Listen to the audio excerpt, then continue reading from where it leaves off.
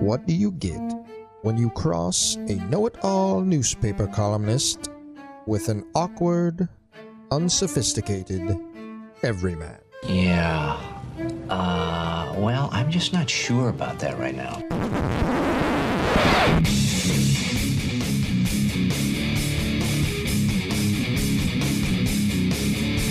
Welcome to Couch and the Rube.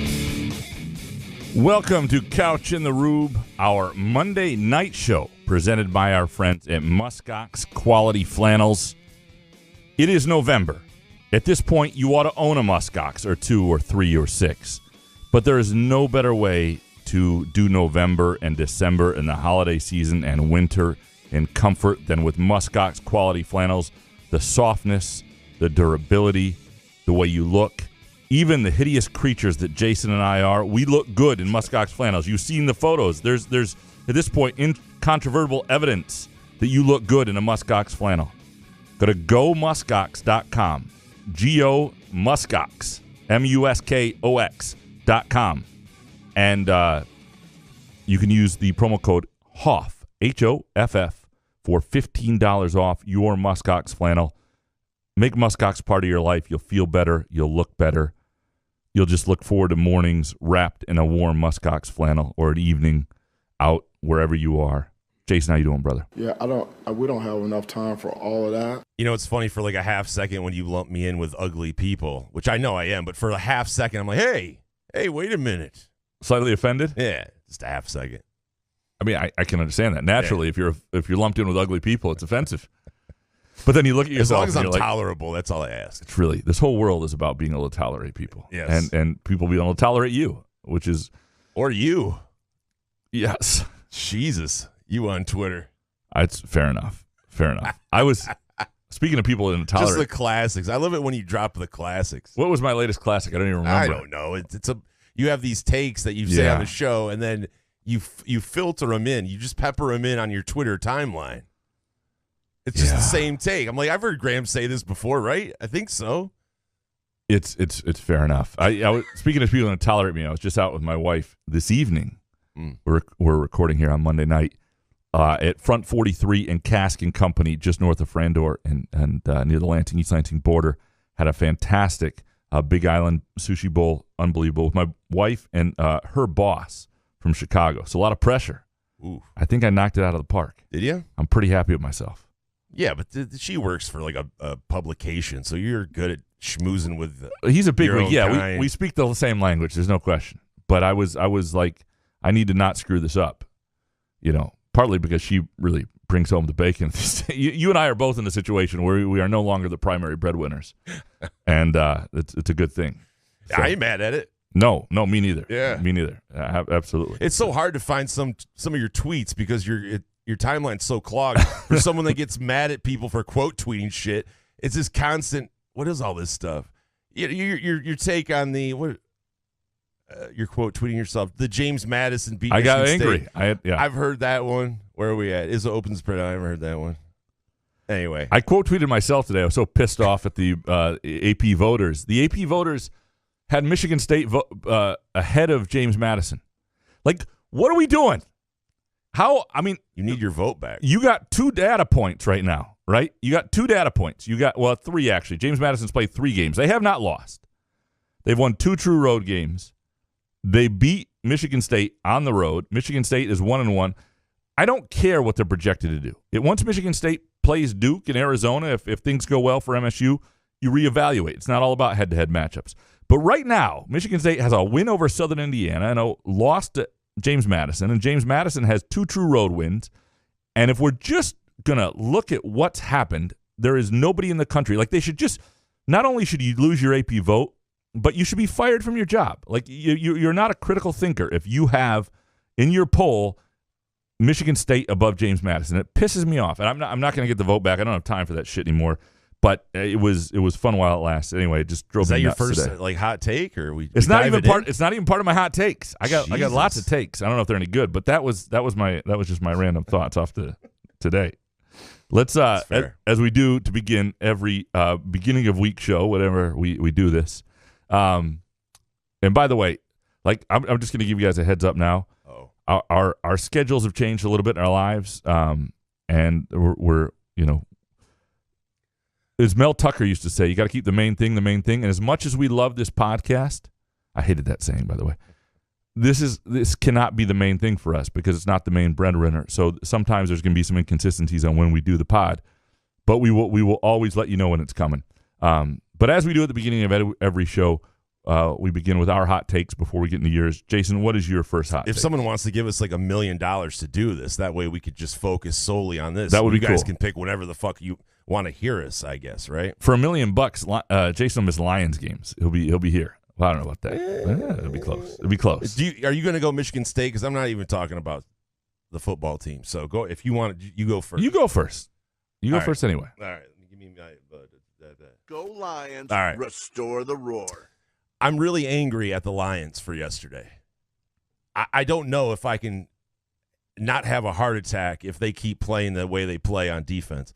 Offense, top notch. But the defense, I understand we won the game by 3, but we were better. We were a double-digit winner better than the Chargers. The Chargers were ass. But this defense there wasn't a sack in the game on either side, but it concerns me for Detroit because we didn't really go after anyone with the trade deadline because Chase Young looks like he would be fun on the defensive side of the ball. What else? Where was I? Shit, sorry. Anyway, back to what I was saying. There's not much to complain about. Jared Goff, pay the guy. I think we've seen enough from that angle. But the defense, Graham, I just don't think. Aaron Glenn, let's get it together here because you have to get to the quarterback somehow. Get creative some way. Hutch gets double, triple teamed sometimes. I know people are hard on him. I'm not really concerned about Hutchinson. I'm concerned about the other guys and getting to the quarterback because a guy like Herbert will absolutely torch you. Aiden O'Connell will torch you if you can't get to the quarterback. It's weird with the Lions because there's some weeks where they get to the quarterback all the time, and there are other weeks where they can't do it at all. And you just don't know what's coming. And then you hear all the pro football focus, the hurries and the rushes and the quarterback panics and all that shit. I'm like, the Lions are number 1 in all that. And I'm like, I don't know what that means. Can they just like sack the quarterback? All I know is the Chargers scored on like 5 straight possessions. So whatever was the last 5. Yeah, it wasn't really happening. Yeah, it's one of those weeks where the Lions are 7-2, and it's really hard to complain about that. There are lots of things to like about it. You like the execution on a critical 4th down at the end. You love that. You love the kicker shows up with stones and makes a field goal that's far enough to miss. And under those pressures, I said he's playing for the field goal. And that was well done. Yeah. And you like a team that's 7-2, and you're not used to complaining about teams at 7-2. That's a good place to be. And it's also you're up against Justin Herbert. It's a concern because, Graham, when you're this close and you don't do anything at the trade deadline, and Brad Holmes, you can't really talk shit about him. Nope. The guy hasn't really missed. But if they go out in the first game, if they have a bye or not in the playoffs, and they lose that game because of the defense, you kind of have to, after the season, go, okay, what are we doing? But, so it was interesting. I was listening to Cousin Sal, who Harry does a podcast with, and Bill Simmons on do their podcast late last night and early this morning, and they were talking about where Jared Goff ranks as a quarterback, and Sal had him now in the top 7, and I don't know if he's quite there or whatever. You'd have to go through it. There's a lot of bad quarterbacks, but we've had all these conversations about him, and if you're in the top 7, it's really hard to replace a guy like that, right? You're not going to do it mid go while you're trying to win big.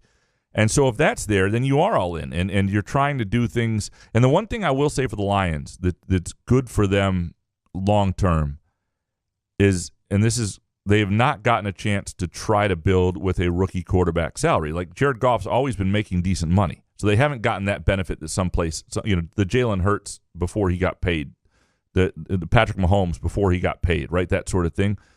So they always have dealt with that. So I don't know if whatever you paid Jared Goff will matter. What concerns me in the future is like you're going to have to pay Penei Sewell big, Well, yeah. St. Brown's going to come up, and you're going to have to figure that out and things like that. But so the question about whether you're doing this for now or whether you're building towards something, I think it's both, and I think you really do have a real opportunity.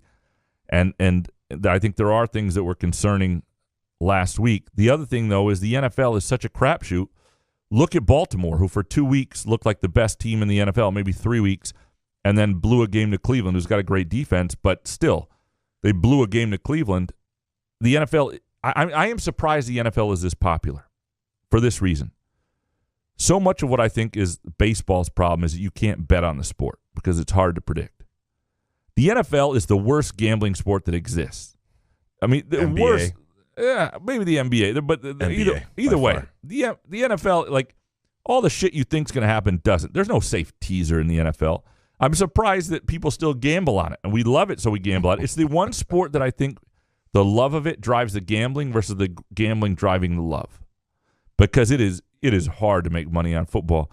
I don't know why I'm rambling on this. I was a little concerned. Overall, the Lions are 7-2. It was a good response. You went on the road. I know it's not really a true road game because LA doesn't have any fans out there in the Chargers home field. Tweet that out. Why? That's one of your takes. You're one of your classics. Oh, I mean, it's just true. LA fans are ass. Oh, they're from San Diego, the Chargers. They're not an LA team. Right. Anyway. One more thing on Goff, though. You were talking about Goff and how you have to pay him, and I agree, but you have to remember he didn't get sacked at all yesterday.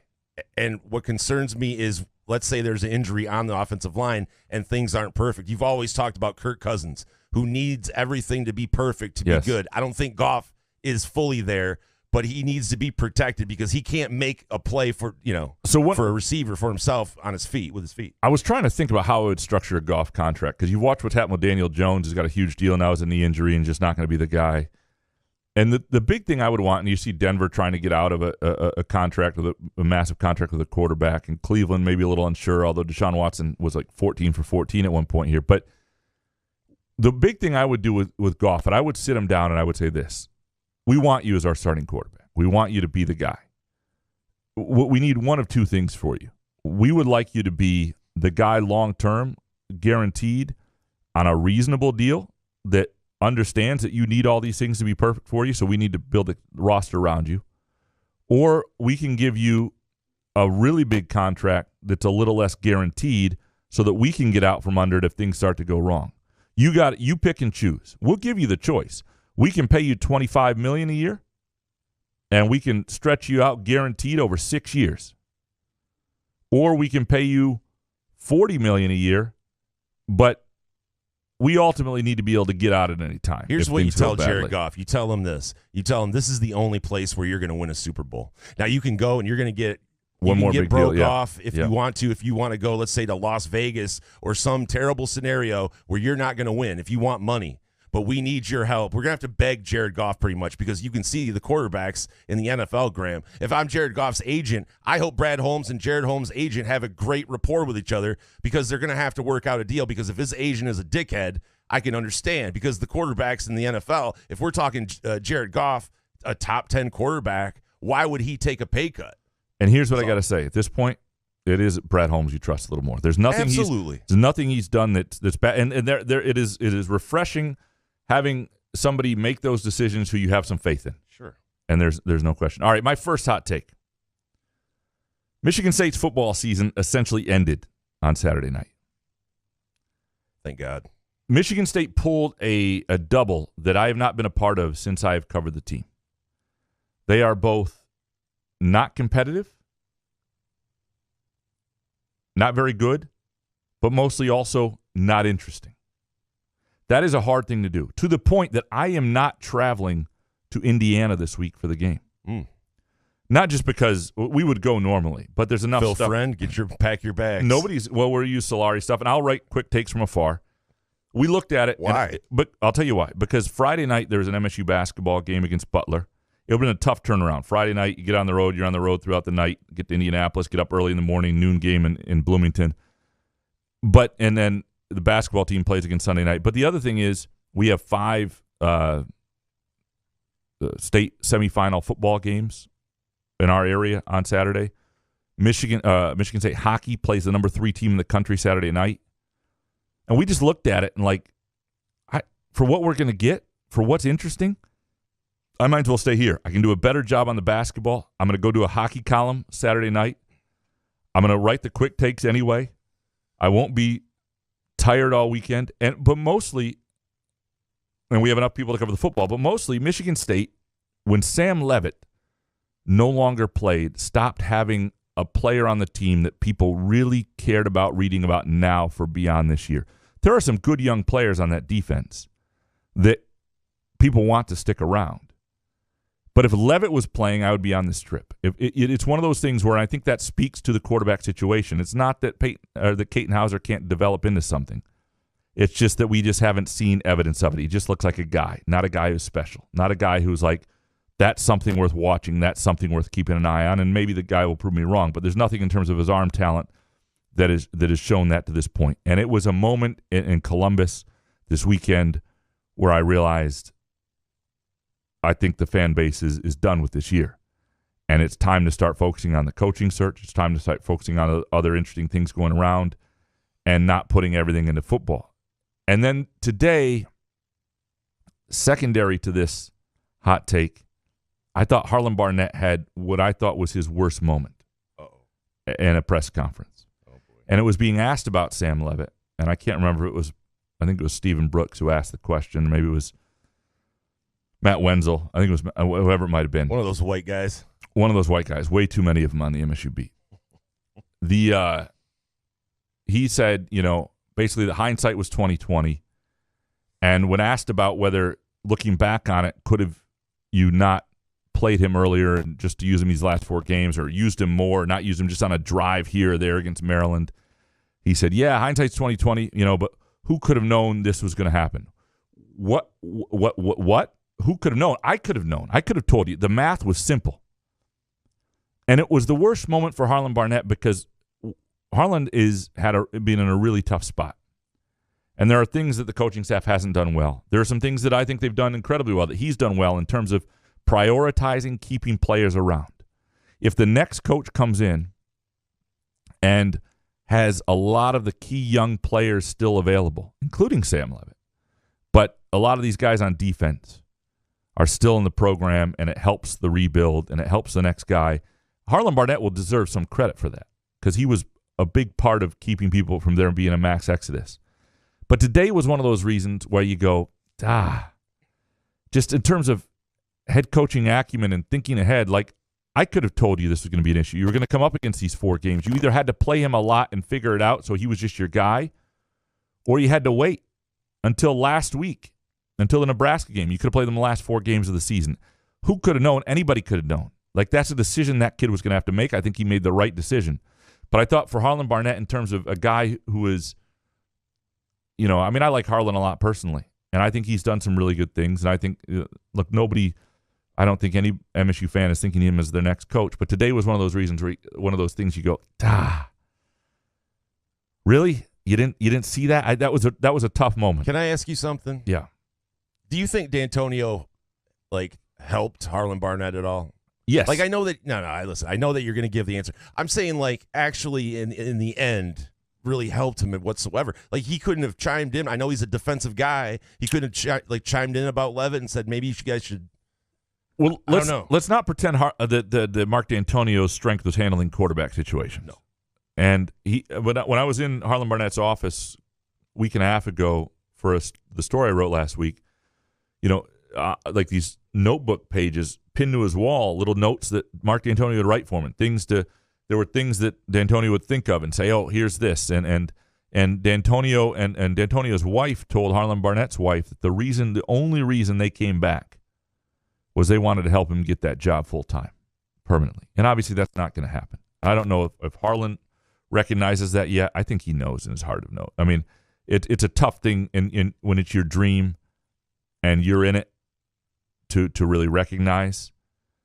And I think this is the week, because even the dream, we talked about this before, those dreams you have when you're just going to bed or you're jumping in the shower, the best possible idea would have been to sweep November and make people think about it, right? It's not going to happen, but if you beat Nebraska, if you beat Ohio State, if you beat then Indiana, if you beat Penn State, everybody would have gone, what the hell just happened there? Wait a second. Is the right guy in place, right? That's the dream. You think Harlan still doesn't know, though? I think he knows. Okay.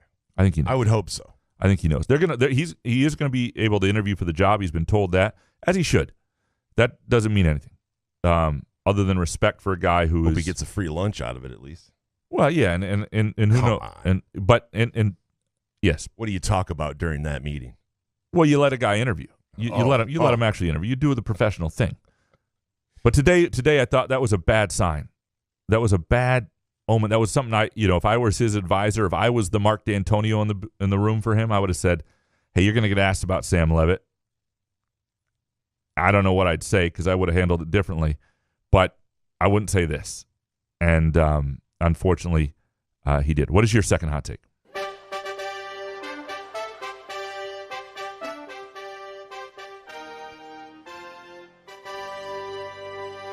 Graham, what is the one thing that we are jealous about head coaches?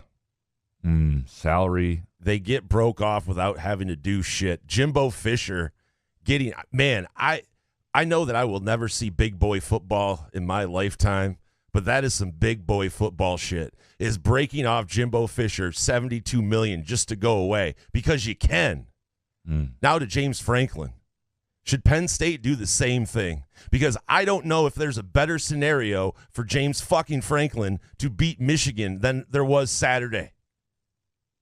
So, if you're going to let a guy go like Jimbo Fisher for $72 million, I think these guys, what's Franklin's contract? What's left on that? The guy can recruit his ass off, but he can't coach. Hold on. Penn State's in a spot, though. Couple things with Penn State. This would be my counter to you on this. And I agree this has been disappointing offensively. They were supposed to be a year away from being really, really elite, but their offense has shown nothing. Penn State's in a tough spot because you got a guy who wins he wins 9-10 games all the time. He just can't beat the top people. Rarely does the Vegas spread have him predicted to beat those people. It's tough. I know he's not. Let me ask you a question. Would you rather be Michigan State right now or Penn State right now? Oh, Penn State. Well, then I don't think sure. Then I don't think you fire him because then you become Michigan. Well, this State, is a hot take rebuild. show, and it shocked me. I was trying to tie it all in because James. Basically, what I wanted to say is James Franklin is ass, but I had to kind of make it, kind of somewhat interesting. Okay. Come on, Franklin. I don't give a shit about Drew Aller if the offense is struggling or not. This was one of your best chances to beat Michigan when you're at home. And you blew it. And Sharon Moore. What? I know people are probably going to get into that in the hot takes, but holy shit. I'll get into it here. Yeah. Fucking hell. Okay. I just couldn't believe what I was seeing there. But. Yeah. No. Okay. Well, let's get into that. All right. So the Michigan thing. Yeah. Well, the Michigan thing was interesting. Quite a dramatic reading of events by the Wolverines, who, by the way, are yet to deny wrongdoing. Really. If there was this staunch denial of any issues, like we didn't do this, so quit coming at us. It'd be like, well, wait a second. They're saying this isn't them.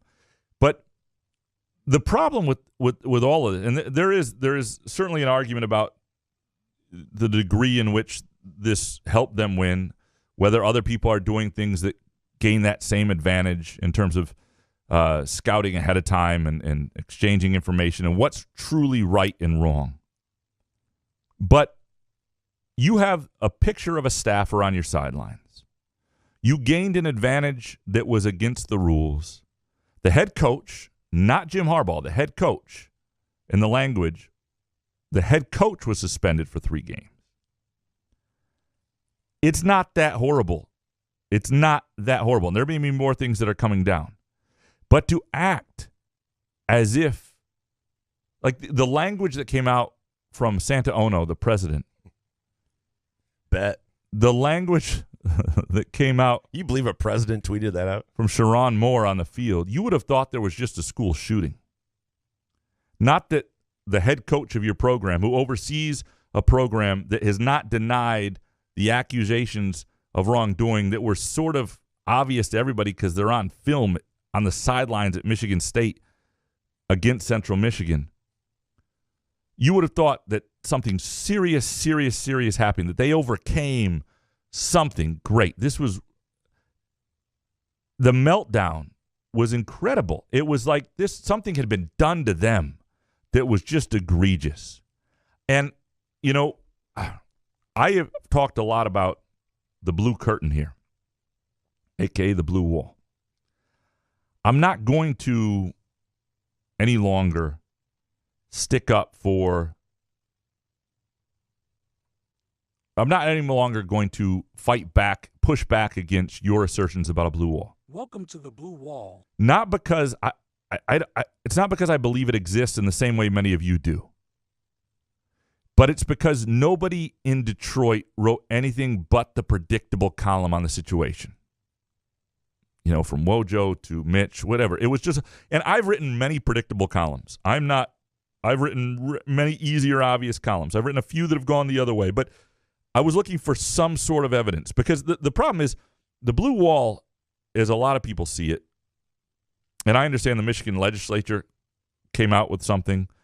There are lots of people in sort of the Michigan media corps, David Schuster, John U. Bacon. These are not impartial people. If it's like www.wolverine.net.com, it is not. These are not impartial people. That's not the blue wall. Okay, Sam Webb is not the blue wall. Just because Sam Webb has more influence and there's more of a doctrine of what they're said that more blowback that comes from that side from their people who are only in journalism because they love the team than happens to Michigan State people or other places. That does not constitute a blue wall. The Michigan legislature doesn't constitute a blue wall. That's a bunch of blowhards doing what blowhards do, and they're Michigan grads, 11. That's fine. It's not impartial media. But you didn't see any really, I thought, sensible columns that pointed out just how over the top this was. Even if I think it's 100% fair to say that Tony Batiti may have gotten over his skis on this, the Big Ten commissioner. I think it's 100% fair to say, yeah, they probably should have waited until all this was adjudicated, although I don't know. I think the Big Ten may know more than we knew. 100% fair to say that. But it also should be said that to make Jim Harbaugh a martyr, to make this sound like somebody who had gone through something serious, to have Sharon Moore out there crying and MFing on the camera after the game is it just plays into every stereotype about Michigan's fan base and the Michigan community. And the president himself, I'm sorry, man. Like that's just too much. It's too much. It's just bullshit. It's just bullshit. Nobody did anything to you. Nobody really did anything to you. There wasn't anything. And again, if there has not been, I have not seen a real denial of what was done. That's the other problem. If you were being falsely accused, now there is whataboutism. What about what's going on with other coaches? And that's an argument that'll have to get sorted out. But man, this was a bit much. And if you played that video for someone that had no idea what was going on and you asked them, like, so what do you think happened to Jim? Like, oh, he died, right? 100%. Did he pass away? 100%. At least paralyzed. I get it. You went in there, you kicked Penn State's ass. I get being hyped about that, but man, he's still coaching throughout the week. It's a bit much. And and Michigan is great at creating a stir, getting everybody on their side, creating this momentum of bull crap that everybody and let me say this. If the response from any Michigan fan in your life on social media is 49-0, then they're, to quote Logan Roy, they're not a serious person. Just block that person. They don't know ball. But I'm sorry, if that's what you're saying, that's not a counterpoint. Make people say, well, why is this incorrect? Why is this not over the top?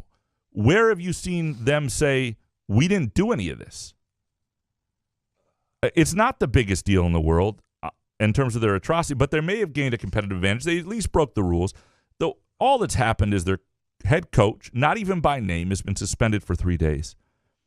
And you would have thought that, fucking atrocities had been levied on this freaking institution. Talking about leaving the Big Ten? My ass, you're not leaving the Big Ten. You're not fucking leaving the Big Ten. You're not. Nobody's leaving the Big Ten. First of all, you want to, if you're the Board of Regents at Michigan, you want to overstep, you want to make Michigan State's Board of Trustees all of a sudden look like the most competent, level-headed, grounded group of individuals. Talk about leaving the Big Ten. That's not happening. Now, I'm not saying overall that your relationship with the Big Ten and Tony Batiti might be something that's broken beyond reproach and that eventually Tony Batiti doesn't survive. You may win that battle 100%. You're not leaving the Big Ten. I mean, just the level of bullshit that's coming out of it. I mean, I'm sorry. It is a bit much. And what I wanted from somebody who covers Michigan, impartially or not, was to say it. And I do want to highlight and credit. Hold on, give me 1 second. Here. Oh, sure. Take your time. Sorry. Yeah, I apologize. Dominoes falling. Peacock. Right in the street. Baby, this time there's no retreat. There's no surrender. A devil is rising. A shadow from Okay. the past. Connor, I believe it's Eargood, who works for the Michigan Daily, who I think is really good. He also looks like my Uncle Bruce 50 years ago. So he looks classic Michigan man. My Uncle Bruce is a Cranbrook man, a Michigan man himself. Wears the plaid pants and plaid vest Thanksgiving and Christmas dinner. Reminds me of Jim Harbaugh as well. But Connor wrote what I thought was a really level-headed column today about Jim Harbaugh on the Michigan Daily site. You should go check it out. I didn't agree with every single point, but a lot of it I did. And it was just good to see somebody he was better than I was, certainly at his age. Good to see somebody, push back a little and have some sense about them. And I don't know. I was just disappointed that there wasn't a lot of that out there. And for that, You were very angry. I'm not angry. Your voice got to like when my friend's dad would get mad at us at like staying overnight, and he would get to that octave that you knew we better stop fucking around. At a certain point, They're not leaving the Big Ten. I hope I didn't sound like that. Yeah. They're just not. No way, you're leaving the Big Ten. Rootin' tootin'. It's just a lot of bullshit. A lot of bullshit. And, a lot of... You can tell it's wearing on you, man. A lot of victim... Oh, I'm sick of the story because I really don't care. Everybody acts like, when I see a 49-0 thing, I'm like, fuck, did Torquay United lose 45-0? Because I do not give a shit. I don't know how to tell you this. I do not care. It sounds like you do. I tad, don't. just a little bit. I really don't. I don't know. I really don't. You might just a little. I really don't. I mean, my wife and I were having the conversation last night about how great the pandemic was when I didn't have to travel at all. I don't know that I do at all. I do. Anyway, it was unbelievable to watch this weekend, and it's not that the problem is. It's not that Michigan didn't have a few points here and there, but they lost all of them in the react, and I think people shouldn't lose sight of that. What is your next hot take? Buenos tardes. It is time for the Detroit Red Wings gambling update with Gravanito Couch and Jason Lee. It's not really Red Wings related. I just wanted to play something to kind of break up the. It's pretty intense. I didn't know how to follow that. But what's up with the Detroit Pistons, Graham? Like I don't pay attention to much basketball outside of Michigan State until football kind of winds down. But the Pistons have lost 8 straight. They look terrible. Have you watched them? A little bit. Should we give a shit? Are we going to start betting against them? I mean, I've got a season over at 27.5. I'm a little worried about. Oh, I thought that was crazy at the beginning of the year. Like 27. Are we making progress here? A lot of injuries. There is something I'm going to tweet. Liz Frank. I'm going to text James Edwards and Omari, who's at the Detroit Free Press. Whenever they respond to people, and I don't know if this is like a young writer thing, they always at the end when they're trying to almost excuse the performance, they write LOL. Like, what is that? What is that? Laugh out loud. Yeah, I know what that is, but I mean, like, what's wrong with that? It's just like a good LOL. It's just overdone. Like, it's LOL when it's not funny. It's not like it's almost dismissive of their comment. I don't think it helps them with their readership. Every Michigan fan who got a hold of me and acted like I gave a shit, if I responded to them with LOL, it would only incite it more. It's not what you need to do. Anyway, that's but you're an old head. They call it. Something like you're that. an old head, man. You don't know that stuff. I'm going to talk to James about it. I'm going to nip this shit in the bud. But that's beside the thing. And y'all. My sister hit me with a fucking y'all via text the other day. I'm like, what? You've been in Nashville for like a year. What are you yawling now? Fuck is this?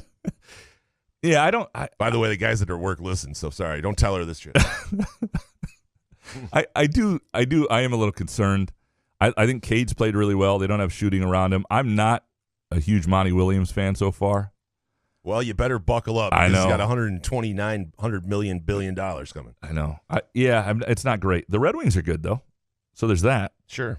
But yeah, it's not been a great early start. And ever since you talked about Jaden Ivey, I got to say, like every time I see him now, I'm like, oh shit. Yeah, I'm a little worried about him. Out. Yeah, I don't think he's the most cerebral player that's ever existed. I think that's, I think that's just a thing, and that's going to be hard for him to overcome. Speaking of guards that drive people nuts, my third hot take: AJ Hoggard. Oh, yeah. This is a big game Tuesday night for AJ Hoggard and for this Michigan State basketball team, because I do think it's healthy for them to play up, so to speak, to play, not be favored to kill somebody, for him to be needed, relied upon. And Izzo has already said the veterans are going to play more. He's not.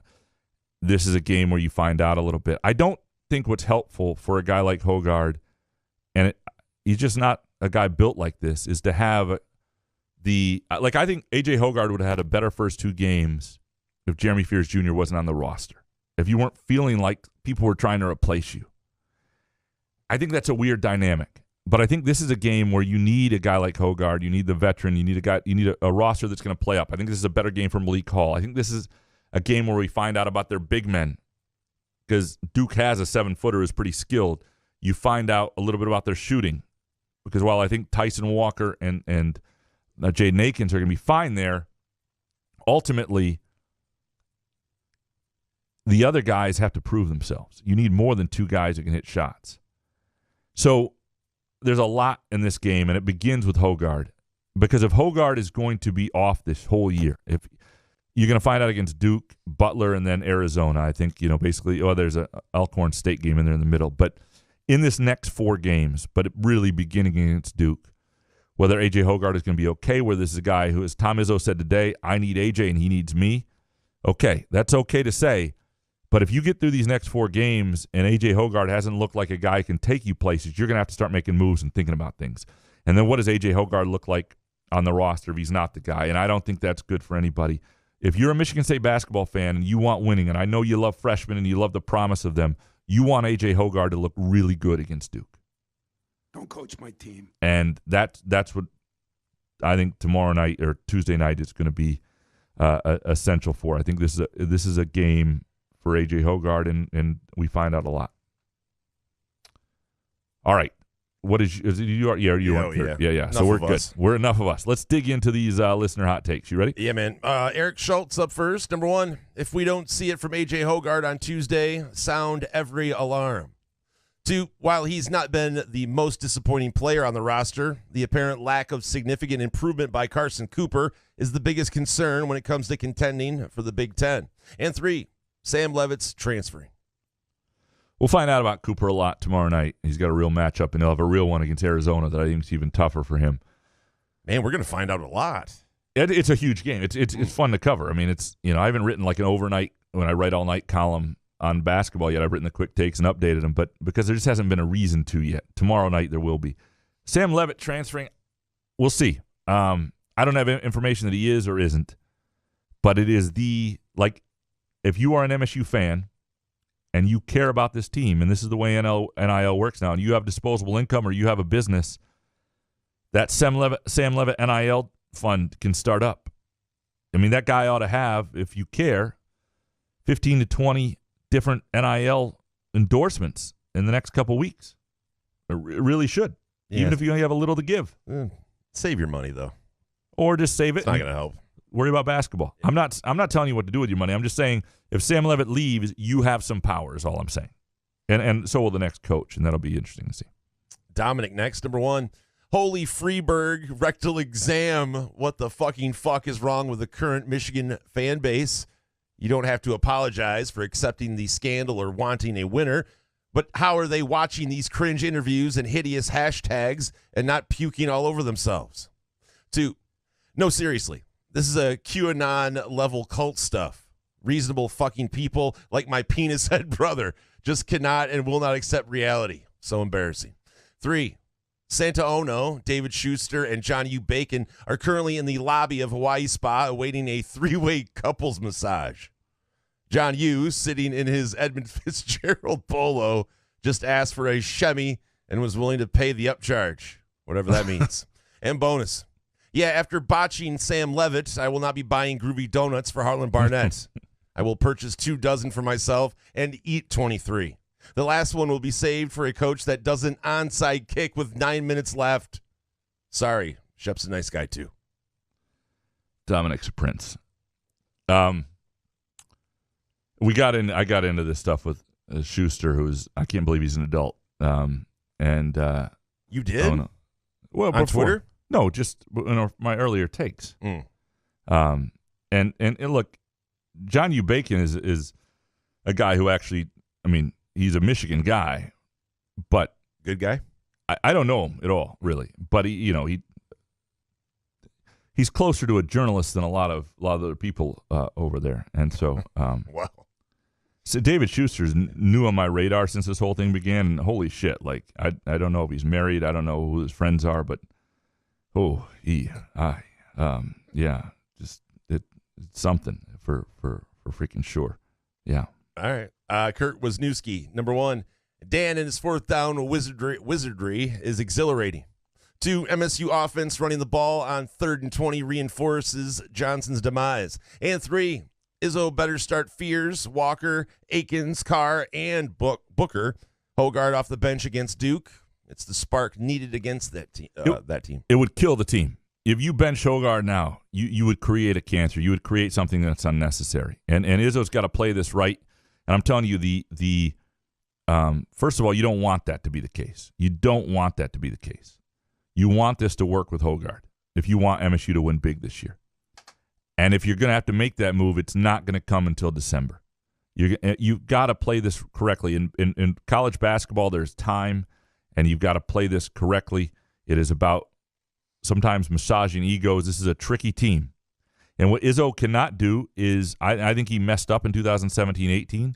He's got to play this right. And what really matters is, and if you're a 3 seed in your Michigan State instead of a 1 seed, because it took you a while, but you're a 3 seed with a functional basketball team at the end, so freaking be it. You need to get this right, and you need to give A.J. Hogard and these veterans every chance to do what they need to do. And if you need to make a move, I think the first starting lineup move would probably be a guy like Cohen Carr coming in over your point guard, because I think once Hogard's coming off the bench, I don't think that this ends well for Michigan State's basketball team. Dan Grafe next, number 1. Where are the Caton Hauser fanboys at? Please don't ever prop up a player like those fanboys did, Caton. 2, Graham's take on MSU and the Big Ten West is just worded incorrectly. MSU can hang with 10 other Big Ten teams for 30 minutes, but that's it. But Barnett would never win Coach of the Year. LOL. So I tweeted something, as I sometimes do. That's what I was talking about, this take. Yeah. So what I tweeted was, let me find this. It wasn't that long ago. Feeding the flames with fire on the edge of fury. Okay. I tweeted. So Chad Leistico, from who we've had on this show, a friend of the program, from the Des Moines Register, covers Iowa, said, new this morning, if 8-2 Iowa can win one more game, it heads to Indy. If it wins 2, Kirk Ferentz should be the Big Ten Coach of the Year for the 5th time. Quote, I tell you what, he's coached his tail off. That's how he's wired, somebody said. And so I naturally, quote, tweeted, in another world where MSU is the Big Ten in the Big Ten West, which Mark Hollis might have done, and doesn't blow games it should have won against Iowa and Rutgers, both of which, sort of common opponents. They played Iowa. Iowa played Rutgers. And doesn't play Michigan, Ohio State, or Washington, which Iowa did not. MSU is headed to Indy with Harlan Barnett as the Big Ten Coach of the Year. Kirk Ferentz is a great coach, but it's a charmed life. My point was this. There was a slight on the Big Ten West, and I think a lot of people got that. Some people didn't. And there's no doubt it's poking the bear. The point was, and most people got this who didn't want to just hate me, is the idea that Michigan State is as good as 10 other teams in the Big Ten. And that's all that Iowa is either. Now, Iowa finishes games better, but Michigan State was better than Iowa for most of that game. Look where Michigan State is. Look what Iowa's going to be. That's who Kirk Ferentz's program is after all these years right now, and that's what Michigan State is going through a coaching transition in a tough spot. So let's anyway, that was my point on that. To Dan's point on Caton Hauser, I do think there are lessons to be learned with all these quarterback situations. It's Damian Terry, it's Keith Nickel, it's Messiah DeWeaver. We just don't know. Everybody looks good on a YouTube video or an Elite 11 camp. The guy looks like he doesn't have a ton of arm talent right now in terms of the next level. It doesn't mean he can't be a decent college quarterback. And I think McCourt at Ohio State was a guy who's doesn't have an overwhelming arm talent, but is a decent quarterback. It doesn't mean that Caton Hauser couldn't become that. But all the talk about this guy should have been the guy, there's no way he's just not better than who Peyton Thorne was for sure. And so all that talk, who that was coming from, if you have a source in Michigan State's program that tells you Caton Hauser was better than Peyton Thorne, fucking stop listening to that source. Don't listen to them again. And if you really want Urban Meyer, but you also like Caton Hauser still, those two things don't really jive, because the idea behind Urban Meyer, and I don't hate you for that idea, because the idea behind Urban Meyer is wanting something more from Michigan State, to win at the highest level, to scare Michigan, to make such a splash, and to be something you've never been. But Caton Hauser isn't that. Caton Hauser's every quarterback they've ever had, if that. Those two things don't go together. You can't aspire for Urban Meyer and think Caton Hauser is the answer. Though, if you're, that just doesn't, go get Chris Creighton at Eastern Michigan if you're good. And maybe there's nothing wrong with that, and maybe Caton Hauser will develop into that. I got nothing against Caton Hauser. I just think it's another lesson in sort of we actually don't know anything. Let's buy into the hype before a guy's ready. I don't think it's helped Caton Hauser now, because he was hyped. People think, why isn't this guy better? The hype said more. And I think that's just a lesson and something to remember. Karen next. Still believe there's no blue wall, Graham? LMAOOOO. How about a blue wall of elected officials or the legal community? Eyes wide open. So, welcome to the blue wall. Karen, you are like I said, I'm not gonna punch back on this stuff. I'm just not. So is that you apologizing to everybody that was saying there was a blue wall, and then you go in there's not a blue wall? Well, the elected officials thing is different. I mean, those aren't journal. The blue wall is the idea that the Detroit media specifically is out to protect Michigan. And again, I don't think that is the way it is thought of in those newsrooms. I know it's not. Does not mean there aren't a couple columnists who predictably fire off columns on Michigan that it is what it is. But the legislature doesn't count against that. I mean, these jackasses. I mean, I'm sorry, that was a dumb letter sent, but it's not that unpredictable. It's just not. It's just not. It's just not. It is what it is. But so to answer your question, those two things are separate. But I'm not going to push against your blue wall assertions, because there hasn't been. I'm just waiting for somebody to surprise me over there. Ryan Schultz next. Number one, when Graham talks about players and coaches in general, he sounds like a film critic who just thinks everything is good. 2, Harbaugh's terrible situation reminds us that we should tell the people in our lives we love them more often. Couch, Jason, I love the shit out of you, man. 3, it's a beautiful and strange thing to watch the Lions run the clock down deliberately to kick a game-winning field goal and actually believe they're going to hit it. I think it is a strange, different way with when they went to for that fourth down and decided not to try and kick what would have been, 50-something yarder. Yeah.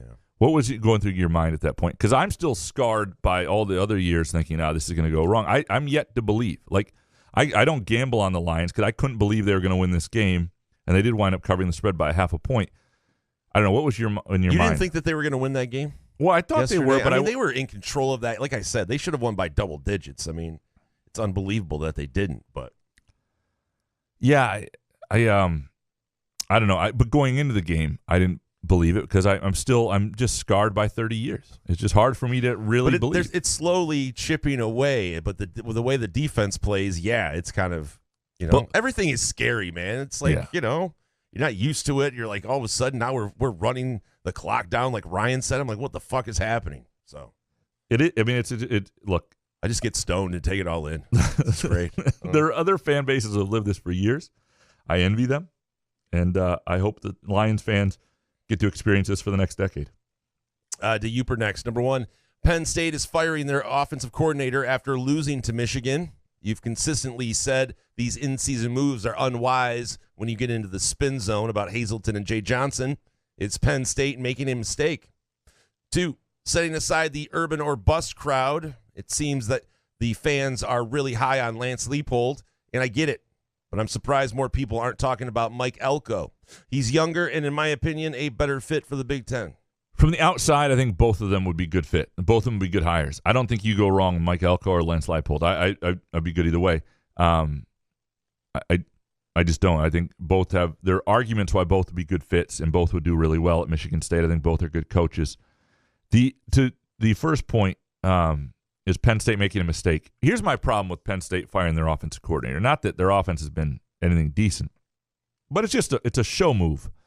You have played all the games. You're not going to win the Big Ten at this point. People are all over your ass. People are yelling at you if you're James Franklin as you're leaving the stadium. And what can you do to relieve the pressure? Put the blame on somebody else. You're going to go 10-2. You're going to beat Michigan State. The games that really matter, you're going to be in a New Year's Six bowl. But the games that really matter, your season ended the other day. So just wait till the fucking end of the season. Is it really fooling anyone, though, that Franklin makes that move? Everybody that anybody that knows ball would know that he's just doing it to, like you said, take some of the heat off. Right. Don't embarrass the guy. Be a better man than that. Don't embarrass the guy. Play out the season. This hasn't worked. We're going to make a change then. And it's less of a story because everybody's changing assistant coaches. When you change it now, it's just you trying to make it look like it was somebody else's fault but your own. Nate Rhodes next. Number 1, heard rumors that Dan Campbell is a hot name for the Texas Tech head coaching job. If he leaves, that would be a major betrayal, but we would be able to keep Ben Johnson and give him a promotion. 2, Leavitt redshirting. Does that mean he's gone? And 3, Cohen Carr will be in the starting lineup sooner rather than later. So I want to put this by you, Jason. Dan Campbell is a hot name for Texas Tech. It wouldn't be Texas Tech. It'd be Texas A&M. But even so, say you went to Texas A&M, and I'm not saying the Lions do not want him to say he's a guy people play for. He's a great leader. But is there a small world in which Ben Johnson then being the head coach and not losing him is not just as good after Dan Campbell set the culture that exists now, and now you get the whiz kid to stay who's running your offense? Are we not sure that in a perfect world that is a disaster, or is that the better deal? I think it is, because I think that there's like a culture going on and everybody loves Dan Campbell. You take that away, it would be kind of like, oh man, we're doing this without him. But if he leaves, what are you supposed to do as a franchise? It's not like they moved on or, would fire Dan Campbell and put Ben Johnson in. No. Right? So, I mean, listen, if that's his dream job, if he's always dreamt of that, I guess. I mean, it's going to suck, but he's not. Here's why that doesn't work. And I'm sorry for Texas A&M. Timing. So the same reason that there were a couple years, I don't remember, this wasn't the MSU year, I don't think, but there's some other years where Luke Fickell wasn't going to leave Cincinnati when he's going to the playoff, right? That's not going to happen that year. For example, Michigan does not hire what's his nuts from West Virginia. Fuck, no, what's his name? The guy, fuck, hold on. Yeah, I just had his name. Hold on. Denny Hamlin. I can't stop this feeling deep inside of me. Chris Chandler. He play at West Virginia.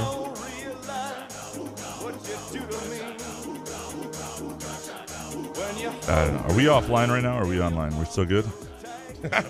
I can't even. Why did you just knock us offline? I can't get my internet to work. So as long as we're going by your book, I'm still good. I forgot what we were talking about. The former West Virginia, Rich Rodriguez. Oh, shit. Yep. I was just about to say that. Rich Rodriguez. So Rich Rodriguez was the if West Virginia that year gets to the national championship game, if they don't get upset by Pitt, he never becomes the Michigan coach.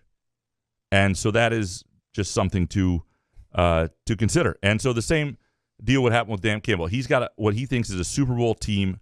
College coaches need to make those decisions long before Dan Campbell would make that decision. You're not actually going to get Dan Campbell. Let's take a really quick break. When we come back, we will dig into more of your hot takes. Couch in the Rube, presented by Muskox Quality Flannels. Where else can you cheer on your team, enjoy a mouth-watering burger or savory sushi, sip on handcrafted cocktails, or one of 46 beers on tap? Take your game day or date night to Cask & Company Kitchen, Bar, or Front 43 Neighborhood Pub near Frandor. 2 amazing places with one awesome blended modern American-Asian menu. Catch the game on one of 30 60-inch TVs or stop in for the all-you-can-eat lunch buffet. Enjoy happy hour or elevate your night out at Cask & Company or Front 43 on East Saginaw in Lansing. Ever wonder how comfortable you can be and how good you can look? Put on a Muskox flannel and find out. Muskox has new arrivals for this fall, including the Caper Green Grand Flannel, which even makes couch look good.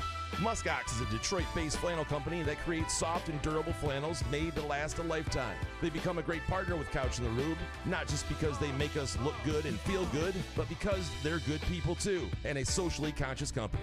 For every $100 purchase, $10 is donated to the Alaska Wildlife Conservation. Muskox flannels are designed with 100% cotton that is ethically sourced and double brushed for softness. Feel the quality and comfort of a Muskox flannel by ordering at gomuskox.com, where Couch in the Rube listeners can enjoy $15 off their flannel purchase with the promo code HOFF. Firekeepers Online Casino and Sportsbook is the site to play. Get your Vegas on right now from your phone, tablet, or laptop. All the hottest slots and tables, plus sports betting featuring in-game wagering. Download the app at firekeeperscasino.com. Go with the name you know. Firekeepers. Terms and conditions apply. Must be 21 or older and located in Michigan. Gambling problem? Call the Michigan Problem Gambling Helpline at 1-800-270-7117. Find Couch in the Rube podcasts on Spreaker, iTunes, iHeartRadio, Spotify, YouTube, Facebook, Google Podcasts, CastBox, and the Rube's favorite podcast addict.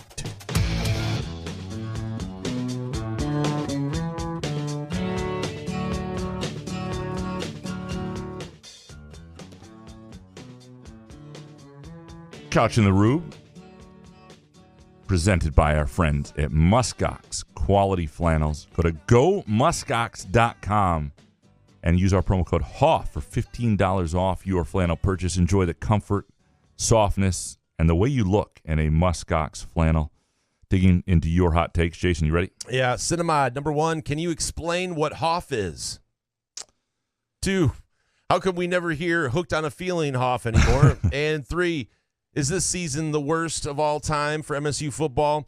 Feels even worse than 2016 when we went 3-9. Even in 91, George Perlis 3-8 year wasn't this bad, and I wasn't even alive.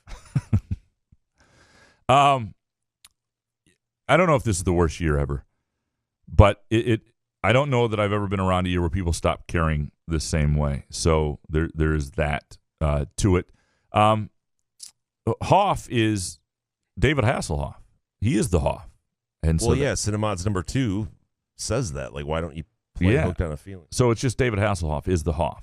Yeah. And Hooked on, did we play Hooked on a Feeling today? I think we have, haven't we? Probably. Yeah, I think we played Hooked on a Feeling. Yeah. So that's what that. All right, Gavin Haas next. Number 1, while the scoreboard was ugly Saturday night, there's a plethora of positives to take away from the game. The offense looked fluid at times, with Caton making good decisions under center, and the running game showing some explosiveness. 2, the Lions have the best offense in the NFL, and it's not particularly close. The Montgomery and Gibbs duo is shaping up to be the best backfield in the NFL and may finish as a top 10 to 20 backfield of all time. Not to mention that the passing game has a threat at every position. 3, it's feeling like both the Pistons and MSU basketball aren't going to improve or live up to expectations this season, and that kind of sucks when you factor in how bad the MSU football season has been. For a positive spin, Cade Cunningham wins 2+ MVPs in his career. When? Well, if that happens. What year? Yeah, that's really, really good. I don't want to shit on Katenhauser because I don't know what he can become, and there isn't a lot around him on offense. He has not shown that he's not shown the spark that Gavin, sorry, Gavin, not you, that Sam Leavitt showed. But we'll see. And he may be the only guy who sticks around this program. I do not think Noah Kim will be back. I don't even think that Noah Kim's still with the team. I mean, when you listen to Harlan Barnett right now, it does not sound like he's around. But let's, I don't know that there were, and he does show some good decisions. He just doesn't have that arm talent out in the flat where you go, boy, that's a nice throw. That he doesn't do a lot where you go, boy, that's a really promising throw. And there's nothing, he hasn't shown that yet. So maybe he will, and maybe he'll still grow into that. And there's time. He's still early in his career for sure. Kevin from Rochester Hills next. Number 1, Penn State has better talent than the Cheaters, but Franklin sucks ass. 2, the Lions defense has some major issues. And 3, Ohio State could have scored 100. I don't know about 100, but they could have scored 65 if they really wanted to keep pouring it on. For sure. They had basically chosen to take their foot off the gas in the second half. Did Ryan Day dye his beard? Did you see that? What color was it? I don't know. It was like dark black. It was like weird. It was like a villain or something. Anyway, Professor, MSU shoots better than 50% from 3 against Duke, silencing the early fear about shooting woes. Bonus, buying major appliances is hell. When's the last time you bought a major appliance? Water heater count? Yeah. Yeah, we did a water heater almost a year ago, and it was a complete pain in the ass because I had to hire 2 different people to come do all of this work because you had to get the water heater out. It's boring. Sorry. No, say. No, it's just the water heater. You have to pour it out, and this water heater was old, so you had to get someone that would just come take it out, someone to fix the floor, and then someone to come back and put it back in. It was just, I was on Angie's list, and it was just it was unbelievable having to deal with contractors and shit. We got a new furnace, and that was fine. It was less than I thought it was going to be. It was like $8,000, whatever. I thought it was going to be whatever, worse. 8 G's. Well, I got that. My savings. But I thought it was going to be worse. Everything is relative My to 360 expectations. savings. And I was like, and I'm the guy who signs up for 1 million clubs too, where I'm a part of a club that gets tune-ups on my 31-year-old air conditioner outside and other things. I'm that sucker who pays $20 a month to be in the club. So things aren't as bad for me because I'm in the club. That's true. You have that going for you. Yeah. Witty username. Number 1, the Lions' 4th down was just dumb. Stuff like that is going to cost them when it counts. 2, Barnett's real job was to retain players for the next guy to have a crack at them. He has been a huge success. And 3, people bitching about the current staff are either under 21 years old or MAGAs. Really? There's no in between? It's either one of those? It's one of those 2 things. So Lions' 4th down was just dumb. Stuff like that's going to cost them when it counts. It works. Listen, you have to buy in. You're going to go for it on a lot of 4th. And to be honest with you, if you're a defense, it has to wear on you, knowing you're going to be going for it on 4th down a lot. The Lions have almost crossed the threshold. I don't think they're there in my mind yet. But for years, watching guys like Brett Favre play against the Lions and then Aaron Rodgers, when it was like 3rd and 11, you'd be like, they're going to get this. Of course they're going to get this. The Lions aren't there yet, but when the Lions get a 4th and 3, I'm like, they got a shot here. You know what I mean? It's not like you don't dread it the same way you used to. Mojo Jojo next. Number 1, I would give all the donuts in the world just to read one honest column from an alum on the hubris of Michigan's alums, admins, players, and coaches. Has existed for decades and will never fully go away, which is why so many people were rooting against them. 2, at the time of the fantasy drafting, taking Laporta, Gibbs, and Monty made me seem like a Lions homer. I am. 9 weeks in and solidly in first. It looks like a stroke of genius. And 3, appreciate the wedding advice, gents. Feeling great. Being married is awesome. Being engaged is overrated. And Graham, Stan's Donuts Chicago, Wall Late Night, Chicago-style hot dogs and French fry bar was a huge hit. 12 dipping sauces, by the way, for the fries, Graham. 12. Oh, that sounds like a hell of a party. We need more sauces. At least 24 sauces. With the donuts, too, please. I'm glad you had a great wedding. Being married is awesome. Both Jason and I can attest to that. It's the best thing that ever happened to either one of us. And it's remarkable. The that it was. engagement was all right. What's he talking about? But I didn't have to really do anything for our wedding, so Yeah. you know. It's remarkable they're still with us. Oh God, absolutely. Every day I look at Treese and I'm like, why? What happened here? Like, why are you still here? So to the fantasy thing, I will say this is I'm not in a fantasy league anymore because the guy who ran the league either quit doing the league or dropped me and didn't tell me. One of the two things has happened. I choose to believe the former. You were relegated. But for years, we would be at the fantasy. It was one of those cool in-person drafts where everybody gets together and it's like old friends and everybody's on their computer. It's fun, right? And the Lions would be playing like a preseason game against the Cleveland Browns. And either the Lions would do really well or the Browns would do great. And inevitably, you'd draft like 14 Cleveland Browns thinking this is their year. And then they'd suck. And You're the only one that ever did that. That's true. That was me. But by the way, there was always that guy in your league, though, that was Lions fan guy that would take every single. He would draft Jason Hansen fucking first round, and you know. I mean, I still think I got Charles Rogers somewhere in a keeper league. Spawn of stout sponsors next. You know, Graham, I have just one question. If the school is E. Lansing, that no one has linked this yet to Coach Blank, would it still matter? This reporter's memory of opinion was different regarding Blackwell, ESPN, etc. I don't know where you're going. Like, I failed you. Sorry. No, you're good. Spawn. Either way, Spawn, you usually do great work. I don't know what we're doing here. I don't, and I want to so badly. Yeah, keep the bit going. I enjoy it. Yeah, I do too, but I don't know where this is going. So just know that. But we love you. I wonder if Stout enjoys it too. There's no way he listens. No way in hell. Listens to this podcast? Yeah. No, absolutely not. I would hope not. JD, number one, it's only urban or bust because there's no other clear home run hire that would get this program running from the jump street.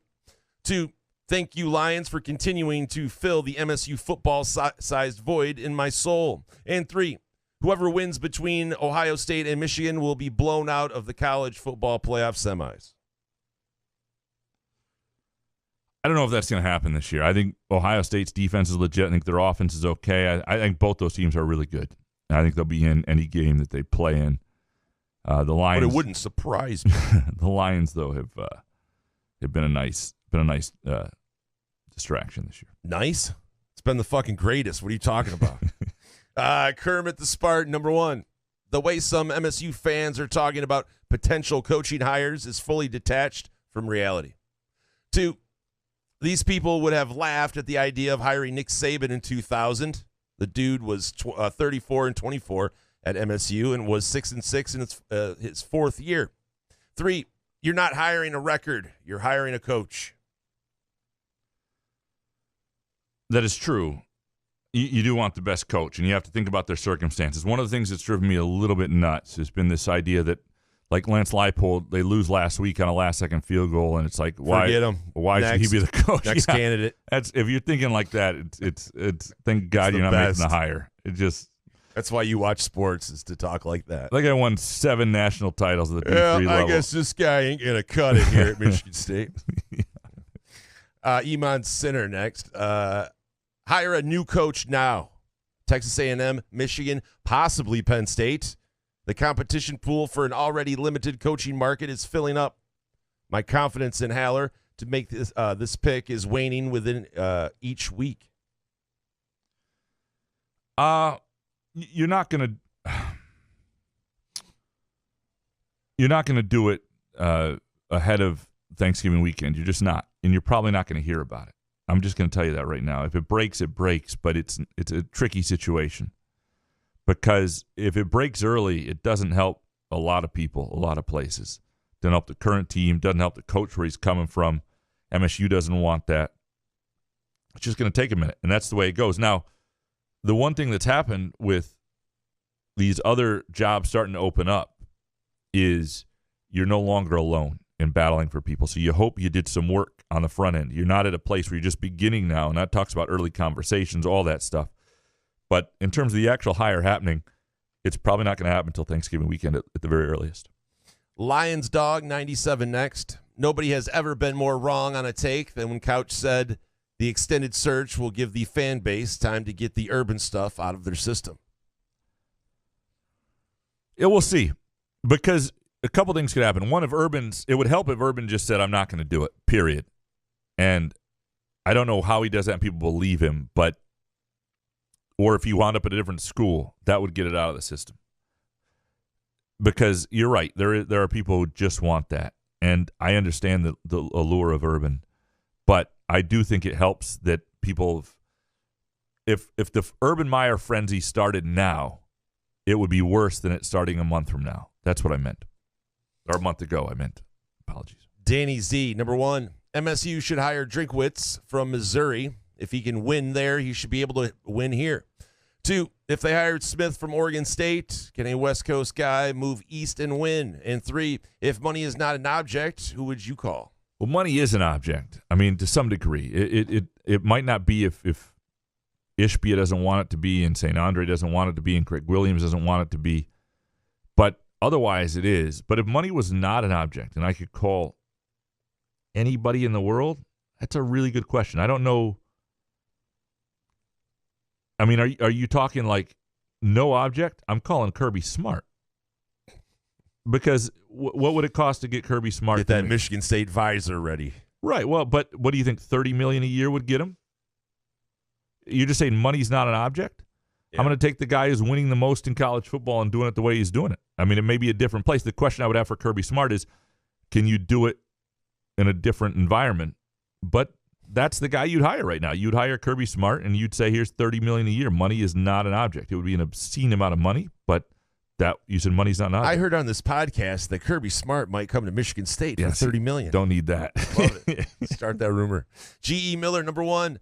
Lions comfortably beat the Chargers with Chase Young. 0 pressure on Herbert all game, and he picked us apart. Made for a fun game, but might bite us later. That wasn't fun.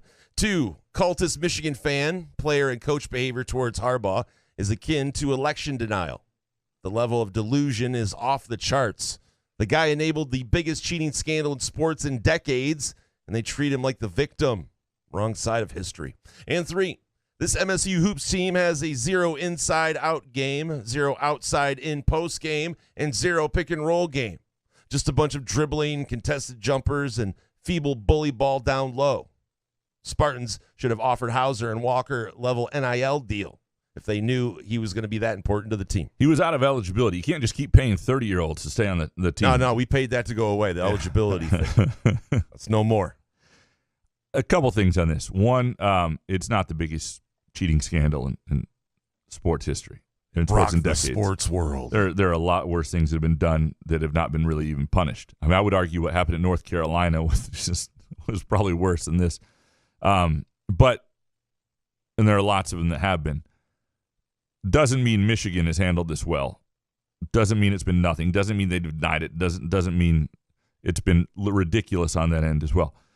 I want to get to the Michigan hoops thing here, though. Michigan State hoops thing with Hauser and all this. One of the things that I think was a missed opportunity in the last game was there was some talk that Tyson Walker wouldn't play. And Tyson Walker is obviously a critical piece.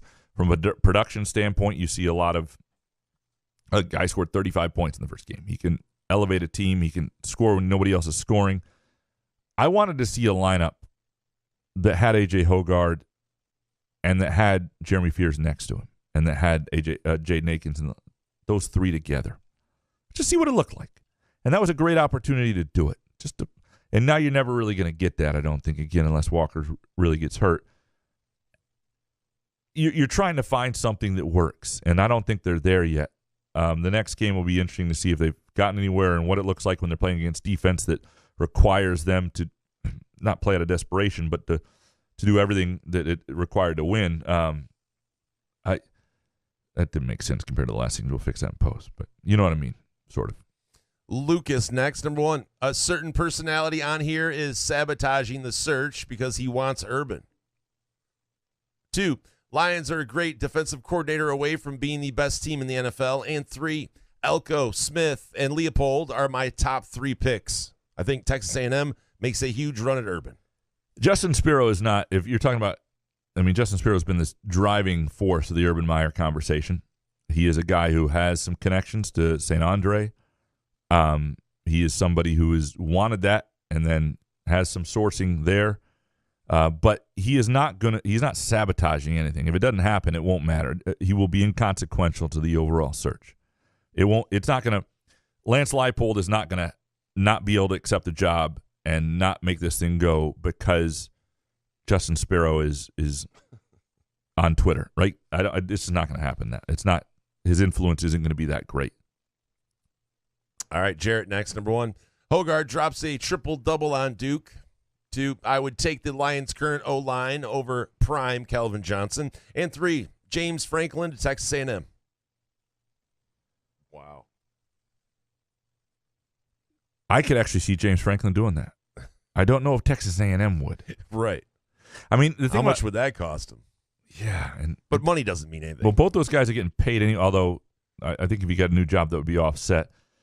I mean, the problem with Franklin is he hasn't shown he can take the next step, and all that Texas A&M wants to do is take the next step, and so that's why I just don't think that will ultimately work. I do think the Lions building from the interior out has been really wise, and it's something they hadn't done previously. It's just smart. I mean, it looks like yeah, but that's how you always do it, though, right? You build on both inside offensive line, defensive line, and they've also picked well. I mean, Penei Sewell wound up being a gem of a pick, right? I mean, that was a hell of a deal. They picked offensive linemen in previous regimes early. It just hasn't always worked out that well. Andrew Gauthier next, number 1. That Sharon Moore post-game interview was the either incredible acting or borderline unhinged cult-like hero worship. 2, not going all in on Leavitt was a big mistake. Offense is stagnant without him. And 3, the Lions may not be the best team, but they have to be the most gritty. I mean, I think they do. Foundation, man. Grit. Yeah, but no, I think that it does fit. I mean, they are a gritty team. They are that they've adapted. How about we get gritty and get the quarterback down on the ground? Let's get gritty there. Yeah, tryhards don't do that. You need dudes who can actually get to the quarterback, and it's not really it's been a little concerning. It's frustrating. So the idea that not going in on Leavitt was a mistake for Michigan State, that the offense is stagnant without him. He was the upside for the offense, for this particular offense, which doesn't have a lot of other playmakers. And, with Leavitt, once you started to turn to him, you had to understand that this clock was there, that he was going to have to make a decision. And I think Sam Leavitt would still be playing if he was the starting quarterback. I don't think he would have said as the starting quarterback for Michigan State as the guy or a guy playing half the game, I'm not going to play anymore. If he was getting, I think what happens is in the Nebraska game, when it looked like it was time to move on to him, when he was better at Minnesota than Caton Hauser, and he went back to Caton Hauser, and then he went to Sam Leavitt a little bit, and he showed some flashes again, but that's not enough. Like, that's the mismanagement. You had to make the decision a while ago. You're either going to go to him or not use him until you get to this point in the season, and they didn't do that. Matt Venny next, number 1. Given the amount of time MSU has had for its coaching search, Alan Haller will lose his job if their top candidate goes to another opening this late in the season. 2, Mel Tucker at his apex would have just been James Franklin with a hard-on, and MSU should compensate him with an extra $3 million for saving them from a Penn State-level football purgatory. 3, Penn State fans should adopt the Mr. Ass meme with James Franklin's picture and pay royalties to the Rube. I think a lot of places run into this, though. The dream is to be great, not to be 9-3 every year. And what's wrong with that? And there isn't anything. The problem James Franklin has is that he's never better. What you essentially need is you can handle James Franklin is if once every 3 years or once every 4 years, it's your turn. Right? And that's the problem. If you're Michigan State, the dream is not to be better than Penn State is most years. What you want, though, is a coach that when it's your turn, you actually get it done. And that every few years, it's your turn. And that's just not happening with Penn State, and that's where people get frustrated. David Jackson next, number 1. The notion put forth by Walmart Nation that beating Penn State without cheating somehow justifies everything may be the hottest take of all. 2, this MSU team was one Connor Cook away from being an 8-4 team. And 3, the MSU basketball team can't win if Hogard plays and shoots as he did in the first 2 games. Duke game is the biggest of his career. It's time to show out. Is he an Eric Snow and Travis Walton, or is he a Brandon Cotton and Brandon Kearney? I mean, he's already done more than Brandon Cotton or Brandon Kearney ever did. And so he's had big moments where he's carried the team and he's been a really good point guard. But this is a real test of not just who he can be physically, because I've seen that. It's mentally. Can he understand that this is still his team, and can he play with pressure on his back? Because Jeremy Fears Jr. is legitimate pressure on your back. It's a different setup. I don't know that this team is better for having, if Jeremy Fears Jr. couldn't arrive until a year from now, that might be even better for this team. If Hoggard wasn't on it with just Fears and you had to figure that out, maybe that's better for the team. But you got all of them, and you've got to navigate that. And I still think Hoggard is your highest ceiling when he's at his best. But does he have the mental fortitude to play through that pressure and understand that he's got to be that all the time? And that I don't know. Nestle's Quick Hotel next. Number 1, how can I trust this administration to hire the right coach when they can't fire the obviously horrendously bad ones? Shitty coordinators are dropping like vegetables off the side of Graham's plate. Wow. Does it just boil down to, well, we got to pay him anyway, so what's the difference? 2, basketball rankings, as we all know, don't matter. But after this team falls to Duke, they should be squarely in the others receiving votes group. And 3, that said, I got a hunch we beat Duke. I think it's going to be a great game. I don't think they're going to get hammered by Duke. I picked them to lose by 3 just because it's hard to pick this MSU team to win. Arizona won at Duke the other day. Michigan State plays them in a week. That's going to be a tricky game. I think they've got a real shot in this game. The veggie plate, man. I mean, it's a fair slate. Ricky Lombardi next. Number 1, introductory interview with Charbonneau's replacement, Madeline Kinney, please. First question. What is your best Draymond story from covering the Warriors? All right. 2, Jimbo owes Mel 10% of his buyout, who owes Kenneth III 50% of his settlement. And 3, words used by Blue Wall Bob to describe Petiti this week. Arrogant, bullheaded, heavy-handed, lazy, short-sighted, disconnected, ridiculous, absurd, novice. Fucking, we get it. Performance art dopiest. We should have Maddie on, and she can tell stories of Draymond Green presented by our friends, by the way, at Midtown Brewing Company in downtown Lansing. An outstanding place, especially this time of year, for an American stout. A cozy vibe. I'm telling you, I just love it. You sit there, get a great stout beer, sit there, chat with Matt Mancarini about all that ails journalism. It's a wonderful evening. Or you can go for Tuesday trivia, a date night, which is fabulous. Brunch on Sundays. That's 402 South Washington Avenue in downtown Lansing, Midtown Brewing Company. Go to midtownbrewing.net. We will have Maddie on at some point. She's been a nice addition to the beat. It's been nice to finally get rid of Charbonneau's ass. And I can't imagine what she's thinking just dealing with all of us on a daily basis. And so that would be fun to do. We will have her on at some point. Corey Ostrom next. Number 1, the Texas A&M opening will provide clarity for MSU in their search for a head coach. MSU is more apt to get someone who wants to be in East Lansing, since A&M will throw money around when their program is no better than MSU, just more money to waste. 2, the MSU opening will be taken by someone who stands to gain a more consistent path to the 12-team playoff than they currently have, with the facilities and resources at MSU to improve recruiting, i.e. Elko, Jed Fish, Jonathan Smith, Tom Herman, Jamie Chadwell, and Manny Diaz.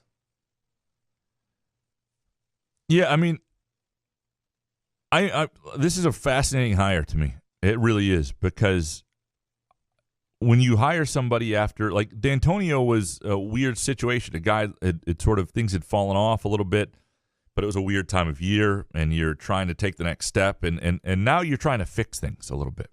And it's different, and you're trying to hang on to some things, and yet you still have all these ambitions. It's a really fascinating hire to try to thread that needle and figure out what's best, what you need. You're not sure about your NIL situation. There are a lot of things that make this an interesting hire, and it's just different than any other situation I've been around. Logan Tetford next. Number 1, forget Urban. MSU needs to back up the Brinks truck and go after Ben Johnson. 2, my Carolina Panthers made the biggest mistake taking Young over Stroud since Portland misses out on Jordan back in '83. Excuse me. 3, if MSU basketball doesn't get its 3-point issues fixed, we won't make it anywhere. It's a nice little burp by you. Sorry. Yeah, solid. No, it was good. Carolina Panthers' biggest mistake, drafting Bryce Young over C.J. Stroud, since Portland misses out on Jordan. Not even close. It's not that big, but it does suck if you're them, especially since listen, there's a lot of time. The Panthers are at their ass. Yeah, but Stroud looks legit. Total. And the other problem is you don't have your first-round pick this year, which really sucks. Like, you're the worst team in football, and you would have got a number 1 pick and a chance at a redo. Instead, you don't. They think Bryce Young was going to catch the ball, too? I mean, what the fuck? Yeah, giving up all that? It's fair. It's fair. I think they panicked. They went too soon when the better quarterback class was this year. Chris Eastlick next. Number 1, it's not a meaningful suspension if you can coach during the week and install the game plan. 2, Alabama and Georgia all of a sudden look really good. I think both would beat Michigan. 3, it would be nice if OSU could save some of their energy they use to blow us out each year for their rivalry game. I don't get why Rutgers and Maryland can give them a game, but when we get blown off the field year after year. Yeah, I mean, some of it I think is timing. I mean, Rutgers played them the week before at like noon. Michigan State gets them at night. It's never good. Michigan State is a program that gave Ohio State fits not that long ago. Ryan Day remembers it. Some of those coaches remember it. It's just they never seem to get them in the right spot, you know. But and they look at them as a measuring stick, and it always it's just they always come up short because of it. Rich Searing next. Number 1, Leavitt will transfer. Hauser will be an average quarterback, and the new coach will bring a solid quarterback with him. 2, MSU will lose to Duke and Arizona. Idiot fans will once again claim the game has passed Izzo by and call for his retirement. Then he will get to another Final Four in March and shut them all up again. That sounds about right. 3, Urban will take the A&M job, and we will get someone nobody has mentioned to this point as our new head coach. Results will be dismal, and fans will call for his head midway through next season because they don't understand how long this rebuild will take. Yeah, you're going to have to give whoever that person is the time. It doesn't mean you can't want certain things to look competent, and doesn't mean you can't, you know. Yeah, I think people are fine with having to wait a little bit. Yeah, I mean, the real thing is... We can ask questions, though, right? Yeah, and this becomes a fascinating December, really, though, because the question becomes, can you keep Sam Leavitt? Can you keep some of these young defensive players? And if you can't, why couldn't you as a program, not just the head coach? There's going to be a lot of questions about donors and NIL stuff and the whole, because then it's going to take longer. If I think they're going to have to bring in another quarterback next year anyway to compete, just because you don't have enough on the roster. Right now, they're one injury from a kid from DeWitt who's a walk-on starting. But if Leavitt and Hauser are both back, that does change the dynamic a little bit. If only one of them's back, if it's just Hauser, I think other quarterbacks around the country will see this as an opportunity. Mr. Benjen next. Number 1, name a burger. That game was not too big for Caton Hauser. He'll be Peyton Thorne 2.0 at worst. Didn't look overwhelmed. 2, when the plays still mattered, that MSU O-line was actually good. We'll be fine. 3, Harlan Barnett will get a smaller college head coaching gig after keeping this team together all year. So to the first part about Caton Hauser being Peyton Thorne 2.0, I would, and I hope that's the case for Caton. And he's done some good things at times. The comparison that's fair, though, if you go back and watch Peyton Thorne's game against Penn State, I want to say, in the COVID year as a redshirt freshman, when he first really got a look, and then watch Caton Hauser now and tell me who has a liver arm and shows more potential. I would argue it's Peyton Thorne at that age. And so that's I think, the concern at this point. Let's take a really quick break. When we come back, more of your hot takes on Couch in the Rube, presented by our friends at Muskox Quality Flannels. Where else can you cheer on your team, enjoy a mouth-watering burger or savory sushi, sip on handcrafted cocktails, or one of 46 beers on tap?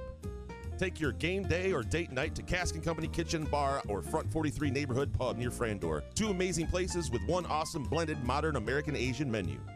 Catch the game on one of 30 60-inch TVs or stop in for the all-you-can-eat lunch buffet. Enjoy happy hour or elevate your night out at Cask & Company or Front 43 on East Saginaw in Lansing. Ever wonder how comfortable you can be and how good you can look? Put on a Muskox flannel and find out. Muskox has new arrivals for this fall, including the Caper Green Grand Flannel, which even makes couch look good. Muskox is a Detroit-based flannel company that creates soft and durable flannels made to last a lifetime. They become a great partner with Couch in the Rube, not just because they make us look good and feel good, but because they're good people too, and a socially conscious company. For every $100 purchase, $10 is donated to the Alaska Wildlife Conservation. Muskox flannels are designed with 100% cotton that is ethically sourced and double brushed for softness. Feel the quality and comfort of a Muskox flannel by ordering at gomuskox.com, where Couch in the Rube listeners can enjoy $15 off their flannel purchase with the promo code HOFF. Firekeepers Online Casino and Sportsbook is the site to play. Get your Vegas on right now from your phone, tablet, or laptop. All the hottest slots and tables, plus sports betting featuring in-game wagering. Download the app at firekeeperscasino.com. Go with the name you know. Firekeepers. Terms and conditions apply. Must be 21 or older and located in Michigan. Gambling problem? Call the Michigan Problem Gambling Helpline at 1-800-270-7117.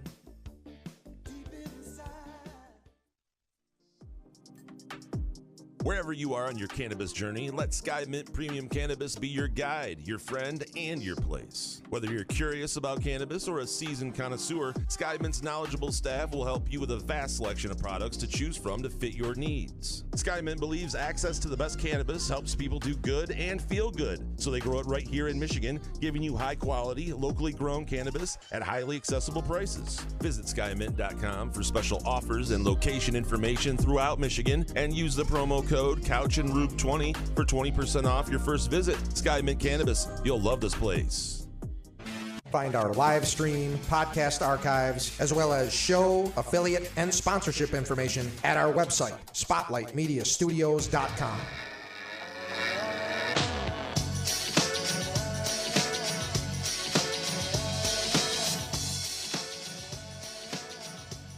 Couch in the Rube, our Monday night show presented by our friends at Muskox Quality Flannels. If you want to bundle a Muskox flannel with a hat, a t-shirt, and get great savings, you can go to gomuskox.com/caw-caw. gomuskox.com/caw-caw and save up to save up to $50. I'm just making up numbers at this point. Save up to $6,000 on your next flannel. Save up to $50,000 on your total purchase with the flannel, t-shirt, hat, some cool bundle offerings. Again, that does not work with our usual promo code. If you just want a flannel, a great idea this time of year for yourself, for someone else, for a holiday gift. Go to gomuskox.com and you can use the promo code HOFF. If you want the bundle, it's gomuskox.com/caw-caw. Back to your hot takes. Some dude. Number one, I cannot be the only one literally pinching myself when watching this Lions team. Hard to believe this is really happening. 2, Graham's blue wall denial is getting weaker and weaker. There is very little remaining conviction in his defense, but the bit must go on. 3, MSU beats Duke in a game that is dictated by the young coach being out-coached by the old coach. Actual hot take. This is one of those games, too, where Duke has a couple guys that came back who could have left for the pros, including their big man and good 6'5" point guard. They've got a guy who's a guard who's hit some big shots against a lot of people, including Michigan State 2 years ago in the NCAA tournament. This is a game where if Michigan State's got the medal, I think they might, it shows up. And if it doesn't, then you got to rethink some things. And it's not that you got to, give up on everything. They play Arizona, 9 days later, and you look at that, too, and you keep making assessments. But This is a real. I think we get a better sense of things after this game than we have at any point this year. Lorenzo for Heisman next. Watching football with a good, knowledgeable commentator like Tony Romo reminds me that most of all of us have no idea what we are watching when we watch football. We can see good individual plays made by the people with the ball in their hands, but that's about it. It's one of the things I'm always careful of when I write about football and I cover football is I watch basketball different than football. I see more in basketball than I do in football. Naturally. Yeah, and it's just like if I watch a basketball game from courtside, I can understand a lot of what's happening. In football, I'm better off up high because it's a tough sport to watch on the sidelines. I used to love it in high school, but in terms of understanding why a defense didn't work or whatever, and I watched the ball probably too much. There are things that I don't know. When you watch football, do you feel like you have a firm understanding of why things happen when you leave a game, or are you just too stoned? I don't know if I can tell you the inside out of like a 3-3-5 defense or something like that, but yeah, I think I could pretty much explain what's happening, I guess. Yeah, no. But was Tony Romo like? I thought he was drunk yesterday. Really? Yeah, because I never really have watched Romo because I'm Red Zone and the Lions were never really on CBS like that, so I never got a full dose of Romo. And my friend Jordan, he always goes, "Dude, Romo's such ass," and I'm like, because I only deal with him for like brief periods of time. So on NFL Red Zone. What did he say that made you think he was drunk? I can't remember. Okay. I wasn't drunk, though. Yeah. I was stoned. Okay. DMB next. Number 1, MSU should hire Pat Fitzgerald. Everyone hates MSU anyways, and screaming due process, playing the victim during a scandal is what all the cool kids are doing, right? 2, Leavitt should feel good about his chances if he sticks around. He wins the eye test even with limited reps. And 3, this is Harbaugh's Mark D'Antonio's ride of 2015 with a much better team. He will lose respect from his peers, aging sanctions, and new Big Ten will be tough. Party's over. I do think this is his best team. I just don't know if they've got what's coming in can keep it going. I mean, this is his best team he's had yet. I think that's looks fairly clear at this point. And the question is whether he wants to stick around, and maybe this galvanizes things, and he wants to stay around even more. Pat Fitzgerald, it's too bad in some ways because Pat Fitzgerald I do think would be an intriguing hire. I just don't know if you can make that move right now, and I also don't know he was great at Northwestern. He was perfect at overachieving there. Michigan State doesn't want the same type of overachieving. I don't know whether Pat Fitzgerald will be fun to cover. I think he might be really successful. You just can't make that move. Tim Horton next. Number 1, Munn has too much handicap seating. Well, this is hot. It's never full and makes the standing room only areas trash. 2, MSU hot dogs from Kowalski's and Hamtramck are the best glizzies in the world. P.S. Boiling is the best way to cook a dog. And 3, football team hires someone nobody is talking about. Which could happen. I love that this is what hot takes are for, to trash the handicap seating. I'm going to get too many handicap parking spaces at the parking lot. We've all been there where we've said that to ourselves under our breath, right? When you're looking for a spot. No, you've never said that? You're the only one that leg sweeps like handicap people. By the way, so 4 weeks ago now, a month ago at least, my wife's aunt was in town, wife's aunt and uncle. We went to Front 43 and Casket Company, as one does.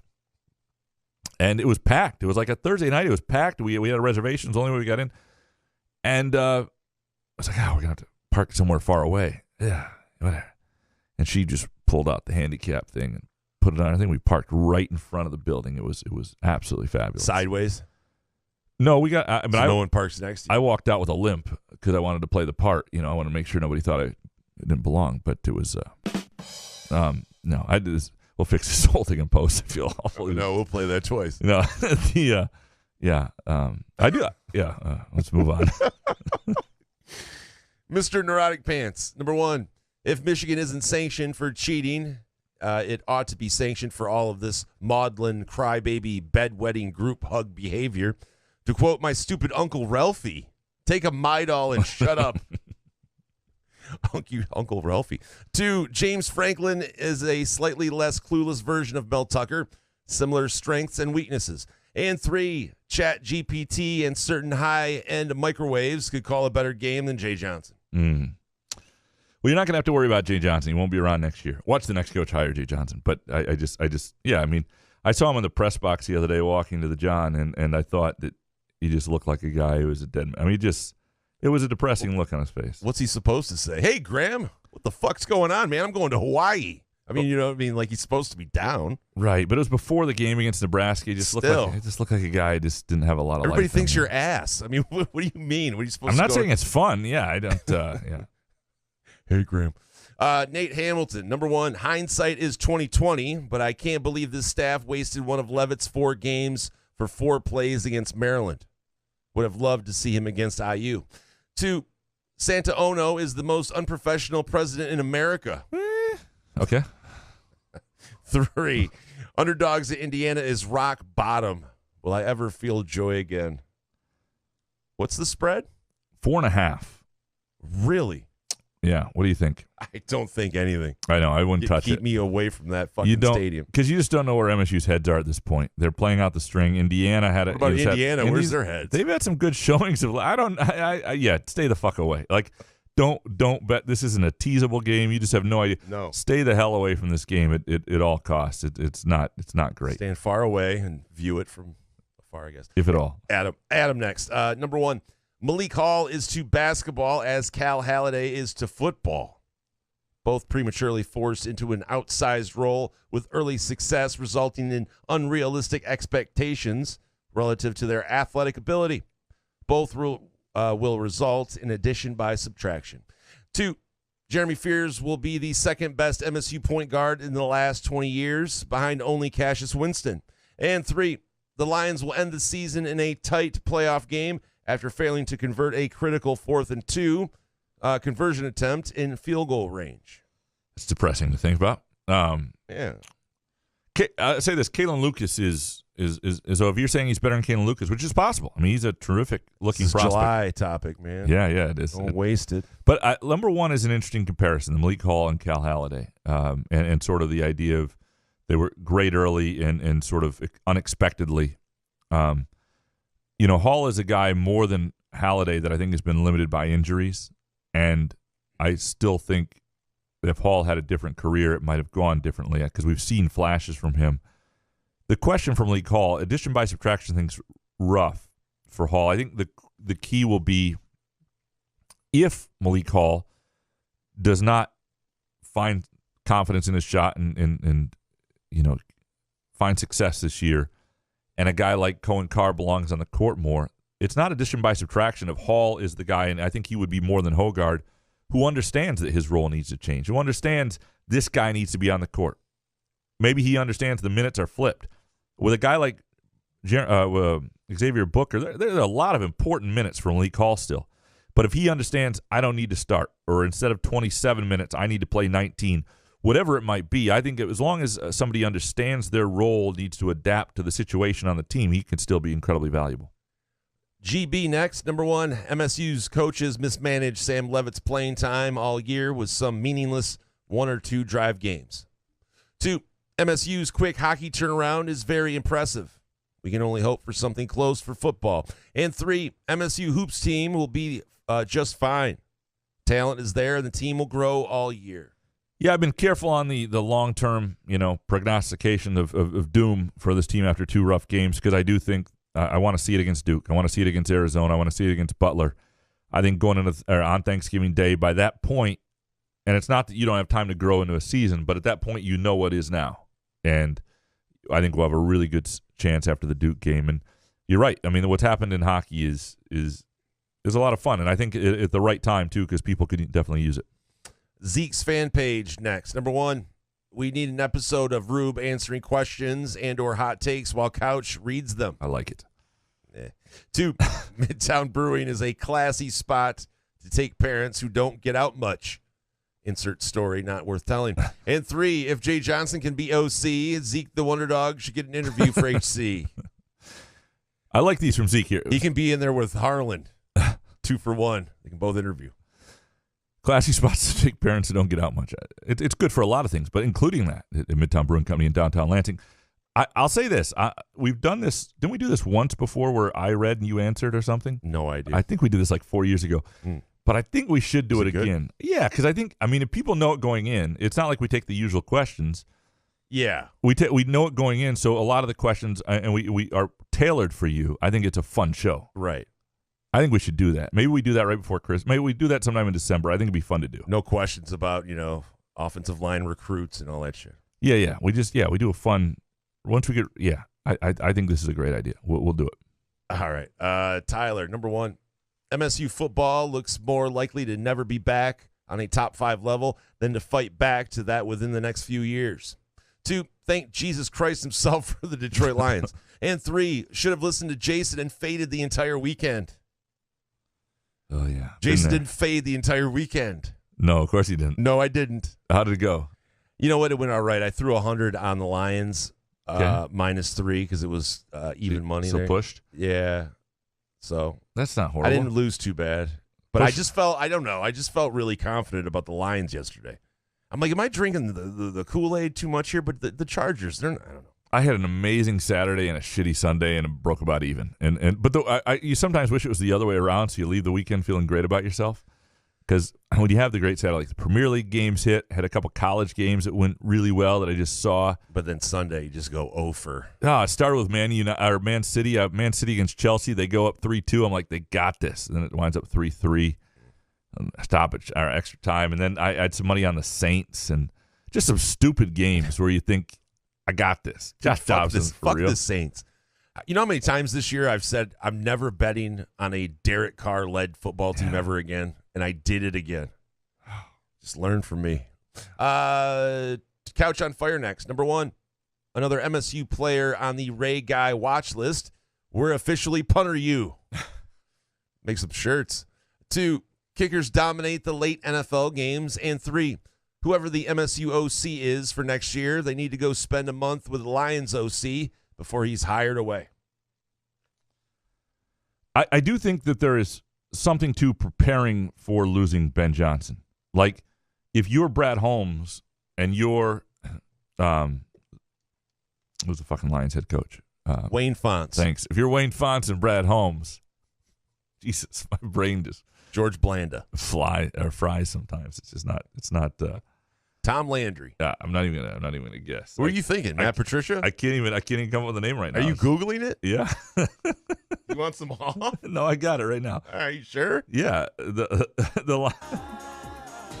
Dan Campbell. It's our core foundation. Jesus man. Christ. What a struggle. Dude, I thought my brain froze during the show during my first take. Sometimes too much. This is why I couldn't play Jeopardy. It would just be bad. I would know it, not even know. I know the whole score to Les Mis, but if you asked me who Fontaine was in a Jeopardy question, I couldn't figure it out. But I do think there's something that Dan Campbell and Brad Holmes should be thinking about. Like, if this guy's going to get a head coaching job, and I think he probably will, right? He's on a short list. What is your plan? And you're not going to hire somebody away necessarily from another place right now, mid-season. Why not? But if you think there's somebody you want, pay them to come in. Like, prepare for this now. Prepare for it. There's no excuse not to prepare for it now. And he doesn't have to leave. Just, everybody thinks it's just like a formality. I mean, I understand that. I think a head coaching job is going to be there for him no matter what. And that's just me trying to talk myself into him coming back. I mean, what if you don't pay Jared Goff and instead you give Jared Goff's money to him? Yeah, but you can pay a coach whatever you want. It doesn't matter. It's like the Tigers. That's what I mean. Pay him fucking $10 million. Right. Ford family. Sports Guy 1919. Fake Christmas trees are BS nowadays. Most of the inventory are the pre-lit trees, and the lights will go out within a few years, forcing you to buy a whole new tree versus paying $5 for a stand of new lights. Or strand. I'm a big proponent of, we don't get a tree much these days anymore, but I love cutting one down, putting it up. I love I love the Hallmark movie style romance of getting a tree out. Do you guys celebrate at all on Christmas? We do. You sound like you don't decorate. You really don't get each other anything. I mean, we watch like 400 Hallmark movies before the holiday. Oh, well, that evens you out. We do decorate. We decorate around. We put up a wreath. We have other decorations. We just don't do a tree right now. We will if we have kids. We don't. Kids, you don't want kids climbing a tree. Well, that's true, fuckers. We did a few. We've done a tree a few. I got a tree in. I got a real tree in my college residence hall because it was one of those things where I had the security guard at the door look the other way while I took it up the stairs. You weren't supposed to do it. Like, that's the stuff I used to do in Chicago. I love Christmas, but we don't tend to do it. I did it the first time we were dating. The first year Elizabeth and I were dating, we went out to Mason or St. John's or someplace like that. Did you bring an axe? No, but they give you a saw. I cut it down. It was the whole deal. You sawed it down? I looked like a man out there, the manliest I've ever looked. Nice. Since then, she's been the one. Then a mouse ran by and you fucking threw it up in the air. Yeah, I squealed and it wasn't great. Yeah, it was bad. You guys get a real tree, right? Real tree, yeah. Yeah, every year. You can't live in Ovid and have a fake tree. What does that mean? Well, it's country people, man. You take the wagon out and get a tree. Stereotypes. Proud Spartan next. Man, this is a long one.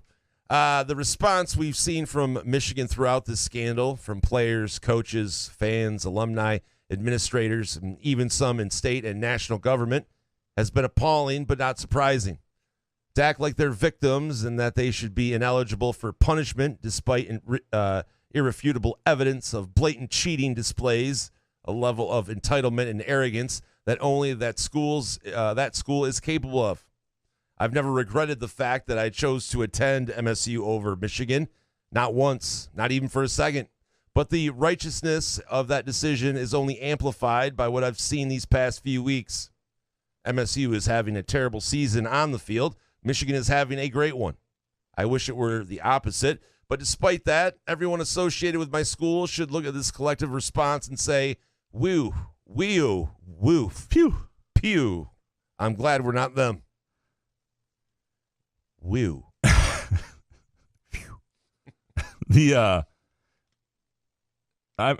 Look, Michigan State fans would not handle this well either if the shoe was on the other foot.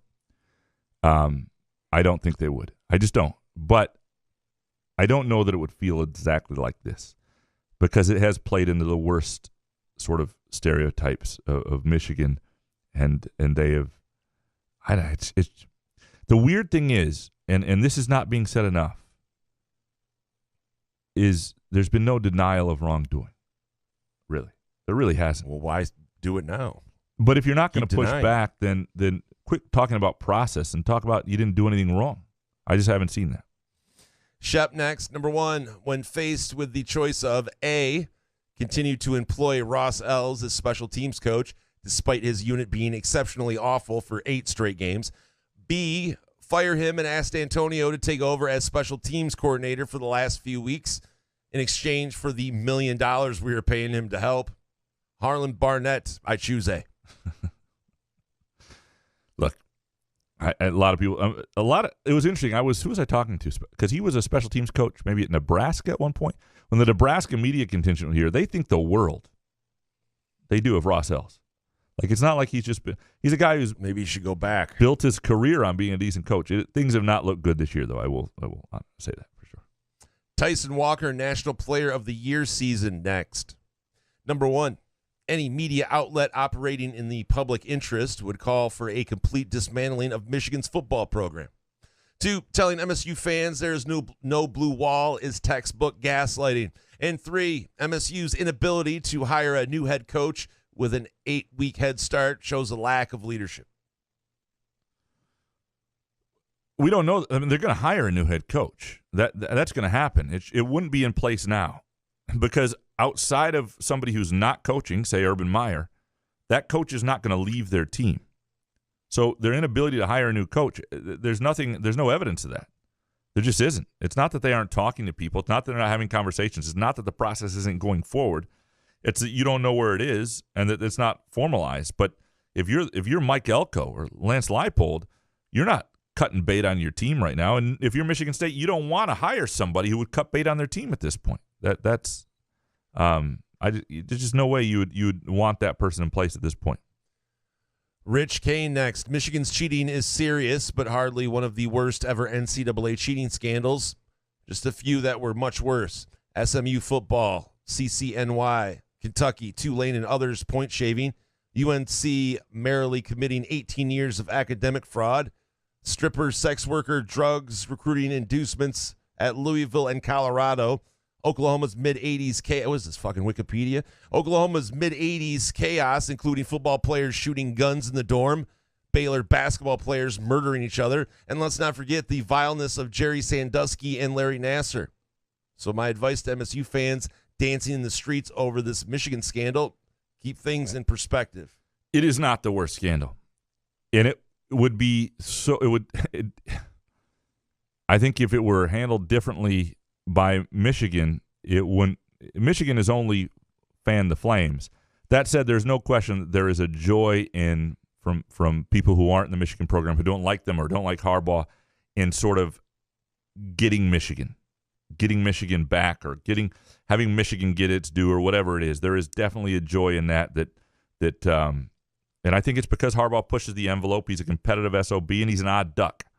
There's nothing wrong with being an odd duck. But the fact that it is not the biggest scandal, but the fact that Michigan is now treating itself like it's been a victim of sorts, I think is only fanning these flames. Plus size volleyball dad next. I'm as cynical as it gets, but the amount of media dick riding Harbaugh in Michigan surprised even me. He still gets to coach his fucking team. He's hardly punished. I think there are some others, plus size volleyball dad. I missed them or they were replies. He told me to delete them. Okay, yeah, that's right. Sorry. Remember? Yeah, that was before the show. Yeah. Apologies there. Jay Schneider. Number one, people freaking out about MSU basketball and overjoyed for Michigan basketball all need to chill. It's 2 games. MSU is probably never really a top 5 team, but it doesn't mean they can't win it all. And Michigan probably won't battle for the title, but was never going to finish bottom 4 in the Big Ten. 2, told you a few months back, Behringer, Mickey York, and Spindler from Notre Dame frequent my place of business. Forgot to mention Dylan Larkin, and now that you all know his name, none other than the one and only Connor Stallions. And no, Jason, I don't work in the sports field. 3, as a Michigan fan, I won't be scared of Urban Meyer at MSU. I believe Michigan will still be all right once Harbaugh is gone after this year, but don't think Urban would ever do it anyway because he couldn't take going 8-4, losing any games to Michigan or facing his beloved Ohio State. Yeah, I don't know where Urban's head is on this. I don't have sources on the Urban side of things at all. To the freaking about MSU basketball and being overjoyed for Michigan basketball, need to chill because it's 2 games. Michigan basketball has looked good, though. Doug McDaniels looked like a really good player, and there's nothing wrong with getting excited about early stuff, especially everything's relative to expectations. And I think, you lose your top guy, and last year was just such a letdown, partly because of the way Juwan coached, partly because Jet Howard wasn't helpful being on the team, and Juwan didn't hold him accountable. And to see McDaniel run that show the way he has, they look like an NCAA tournament team. I think it's promising. Sunshine Spartan next. Number 1, Michigan will lose to Ohio State. 2, Vikings might make the playoffs. And 3, Lions will be number 2 seed, lose to Eagles in championship game. So if that's the end of the year, say the Lions are the 2 seed, get all the way to the NFC Championship and lose to the Eagles on the road, what would your feeling be at the end of this year? That we should have gotten someone on our defensive line to help rush the quarterback. Mm. No, I don't know. What do you mean? What if it's one of their 8 sack games and they still lose? I'll probably have a heart attack and won't be here anyway. Okay, there we go. Yeah. Munfield Keg next. Can you imagine if Harlan or any MSU coach, for that matter, went on a live post-game interview and started dropping F-bombs? MSU would be labeled classless, but for Michigan, it's just a coach showing emotion and being a leader of men. It's not, though. They've been mocked in a lot of ways for this. They have. And I'm not – Sharon Moore is – I don't know. He seems like a really good coach. I'm sure he's a good guy. I don't want to – it was an over-the-top response. I was like, what the hell is going on here? I mean, the man is in his hotel room, right? He rode the plane with you. I mean, it was bizarre. It was fucking bizarre. Bo McJunkins, number 1. The Sharon Moore post-game interview might have been one of the most pathetic things I've seen. Your coach cheated. He ain't dead. 2, but then a few hours later, fanboy Santa Ono tweets how much they're the victim, and that easily is the most pathetic thing I've ever seen. And 3, if we can have Rex Rode on the show to answer his Narduzzi take, who, by the way, Joe, is a solid 2-8, let's start the GoFundMe to get Mitch Albom on the defend his garbage about Michigan suspension being unfair. These Michigan slappies are why people believe in the blue wall. So I don't know if I'd ever get Mitch Albom here, but I was on Mitch Albom's show 2-3 times during the whole Mel Tucker saga early in that, and I should have just asked him. I should, but again, this didn't exist back then. But if I'm on again, I will ask, what the hell, man? I'm just kidding. When you're on those shows, you please open with that. You're not. It's not your role as a guest. I did though. Mitch, what the hell, man? I was supposed to be on the Huge Show today, and had to cancel because of a dinner reservation change with my wife and her boss at Front 43 and Cask and Company. Do not regret that. But I was going to get in. I mean, he's been very, very open on Michigan, and he and I can have a more open conversation on that. And I was going to ask him, like, don't you think that there ought to be some level of accountability? Don't you think they ought to, like, if we not heard Michigan say we didn't do this? Or what's the, I mean, at this point, there's just been none of that. It's just been, I don't, Bill has been really good to this show on that show, and I've had good conversations with him. I know some people don't like him. I'm not going to stop going on, but he has been over the top. He has been akin to, no, I'm not going to get into that, but I was going to, sorry, sometimes I catch myself. Akin. Well, I was going to compare him to another reporter and another thing, but she lost her job, so I don't want to get into that. So, Audrey, I got you. Yeah, right. Clint whatever, fucking be secretive about it. Clint Bainey, number 1. Will Dan Campbell ever punt it or kick a field goal ever again? I hope not. Why should he? 2. If I see one more Michigan versus everybody post, I'm going to lose it. They are the epitome of what's wrong with accountability today. They are playing the victim card, even though they brought all of this bullshit onto themselves. I'm amazed by the cult-like brainwashing of this dipshit Wolverine fan base. 3, MSU beats Duke by 10. Could happen. Would it surprise you?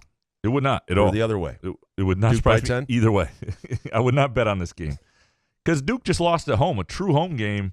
It was a true road game for Arizona. Like that was, I don't know what Duke is. Screw all that. I've seen Michigan State the past 2 games. That's fair enough. I'm not betting on anything. They're only a 3-point favorite. Duke has nothing to do with dog. it. Yeah, bet Duke then. Bet Duke minus 3.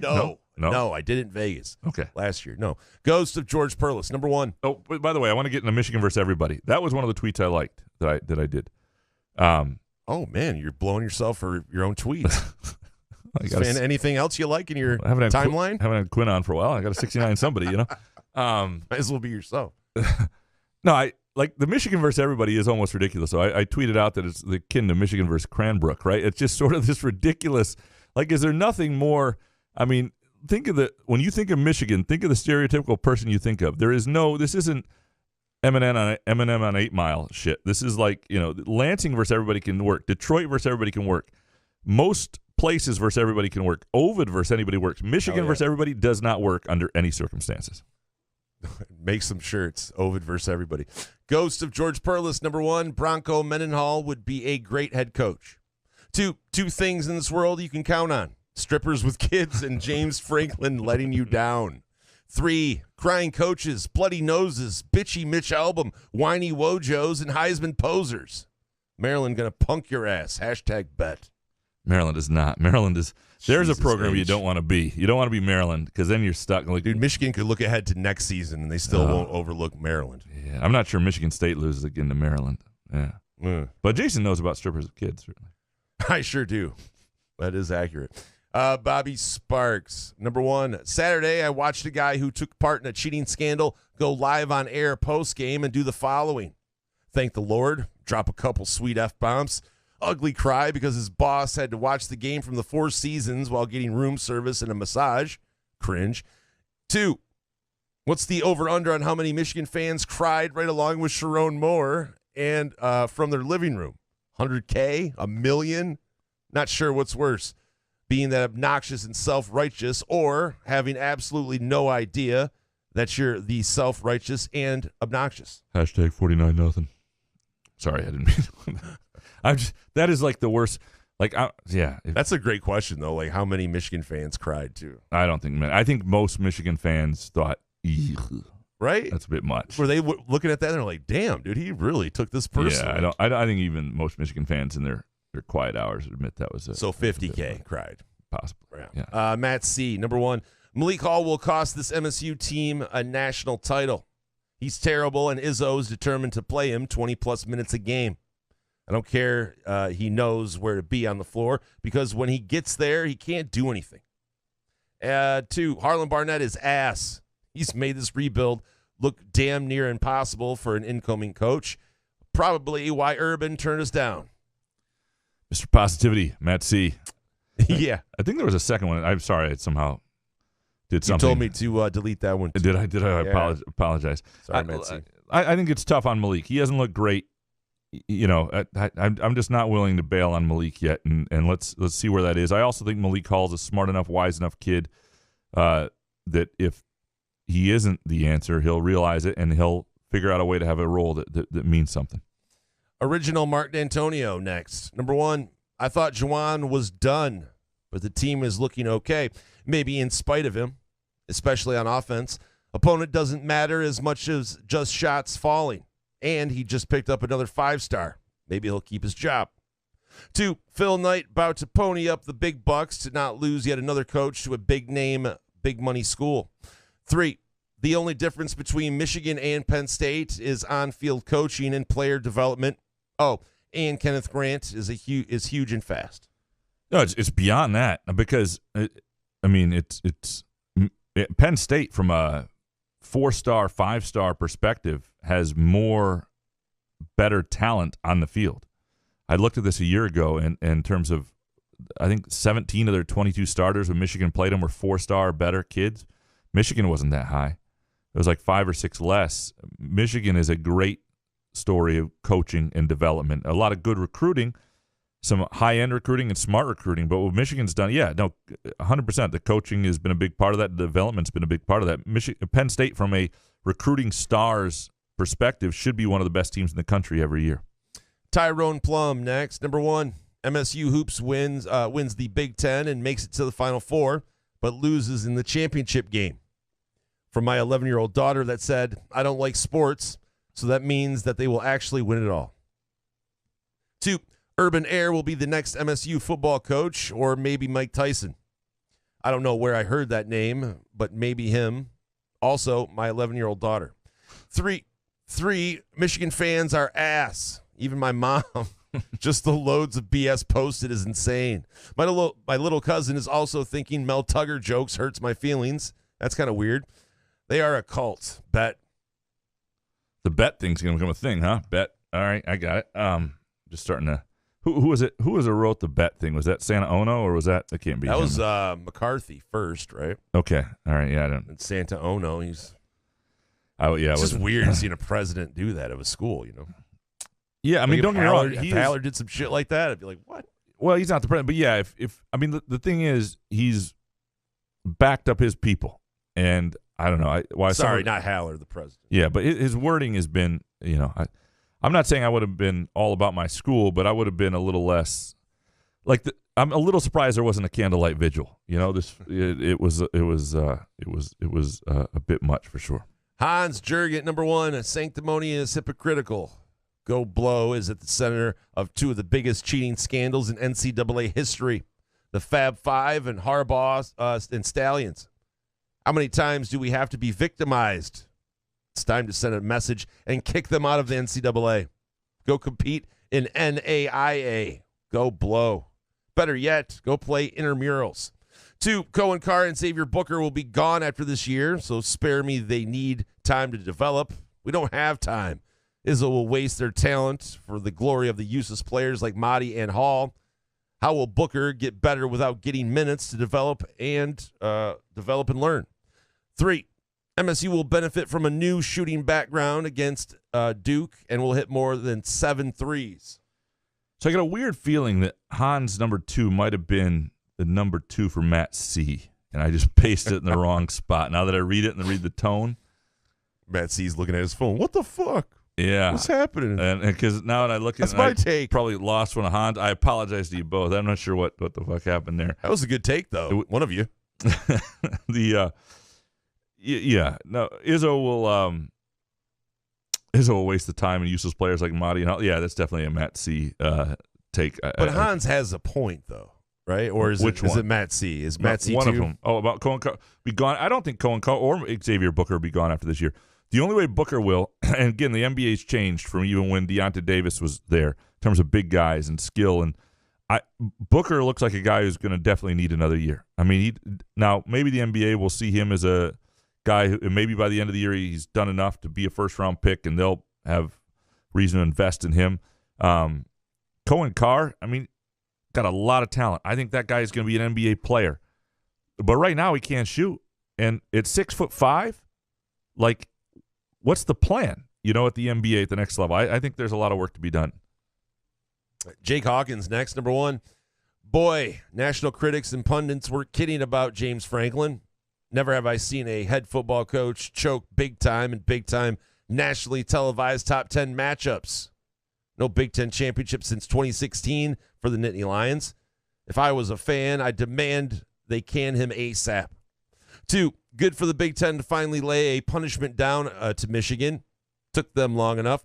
Must have been a bitch for Harbaugh to find out about it when they touched down in State College. Great thing that team won, but I wonder why Sharon Moore felt the need to swear on national TV. 3, so Duke lost to Arizona Friday, but MSU still can't make threes. Got to do so on Tuesday, and they had better. I know that we'll find out who the next football coach is later this month, but what's your personal update, Couch? Elko to Texas A&M? Lance Leipold staying at Kansas? Urban coming? I'll say this. From what I think is if Michigan State wants Lance Leipold, they'll get him. And I think if that's your floor for who you hire, that's a really good floor. I think he'd be an excellent coach. At some point, I'll write that column. All right, jerk guy. End this. Number 1, whoever the next head coach will be, there will be a large contingent of fans who will not like it. That's hot. 2, I love how the rest of the country now sees what a whiny bitch of a program Michigan is. 3, I didn't think University of Michigan Ann Arbor cult of fans could get worse, but this cheating scandal proved me wrong. There will be people unhappy with the next Michigan State coach, even if it's Urban Meyer. No. There will be. There will be some people happy. There's no way to make everybody happy. No. The only way everybody's happy if they start winning, if they get guys to stay, if Sam Leavitt stays, if Michigan loses Harbaugh, the whole thing. Michigan gets the death penalty, Michigan State fans will be happy, either which way. I don't think that'll happen. It's not that kind of scandal, but Michigan fans, I would say the University of Michigan, more than their fan base, has played into it like it's some sort of assault. It is assault on their integrity, though, because it might be earned in that sense. Thank you for producing our show, for all your hot takes. We will be back, I think, Thursday afternoon, post the Champions Classic with some Groovy Donut Twitter questions, pick some games and all that. We appreciate Muskox Flannels. Go to gomuskox.com. And also, we appreciate Midtown Brewing Company. Good show, man. Yeah, man. Couch in the Roof.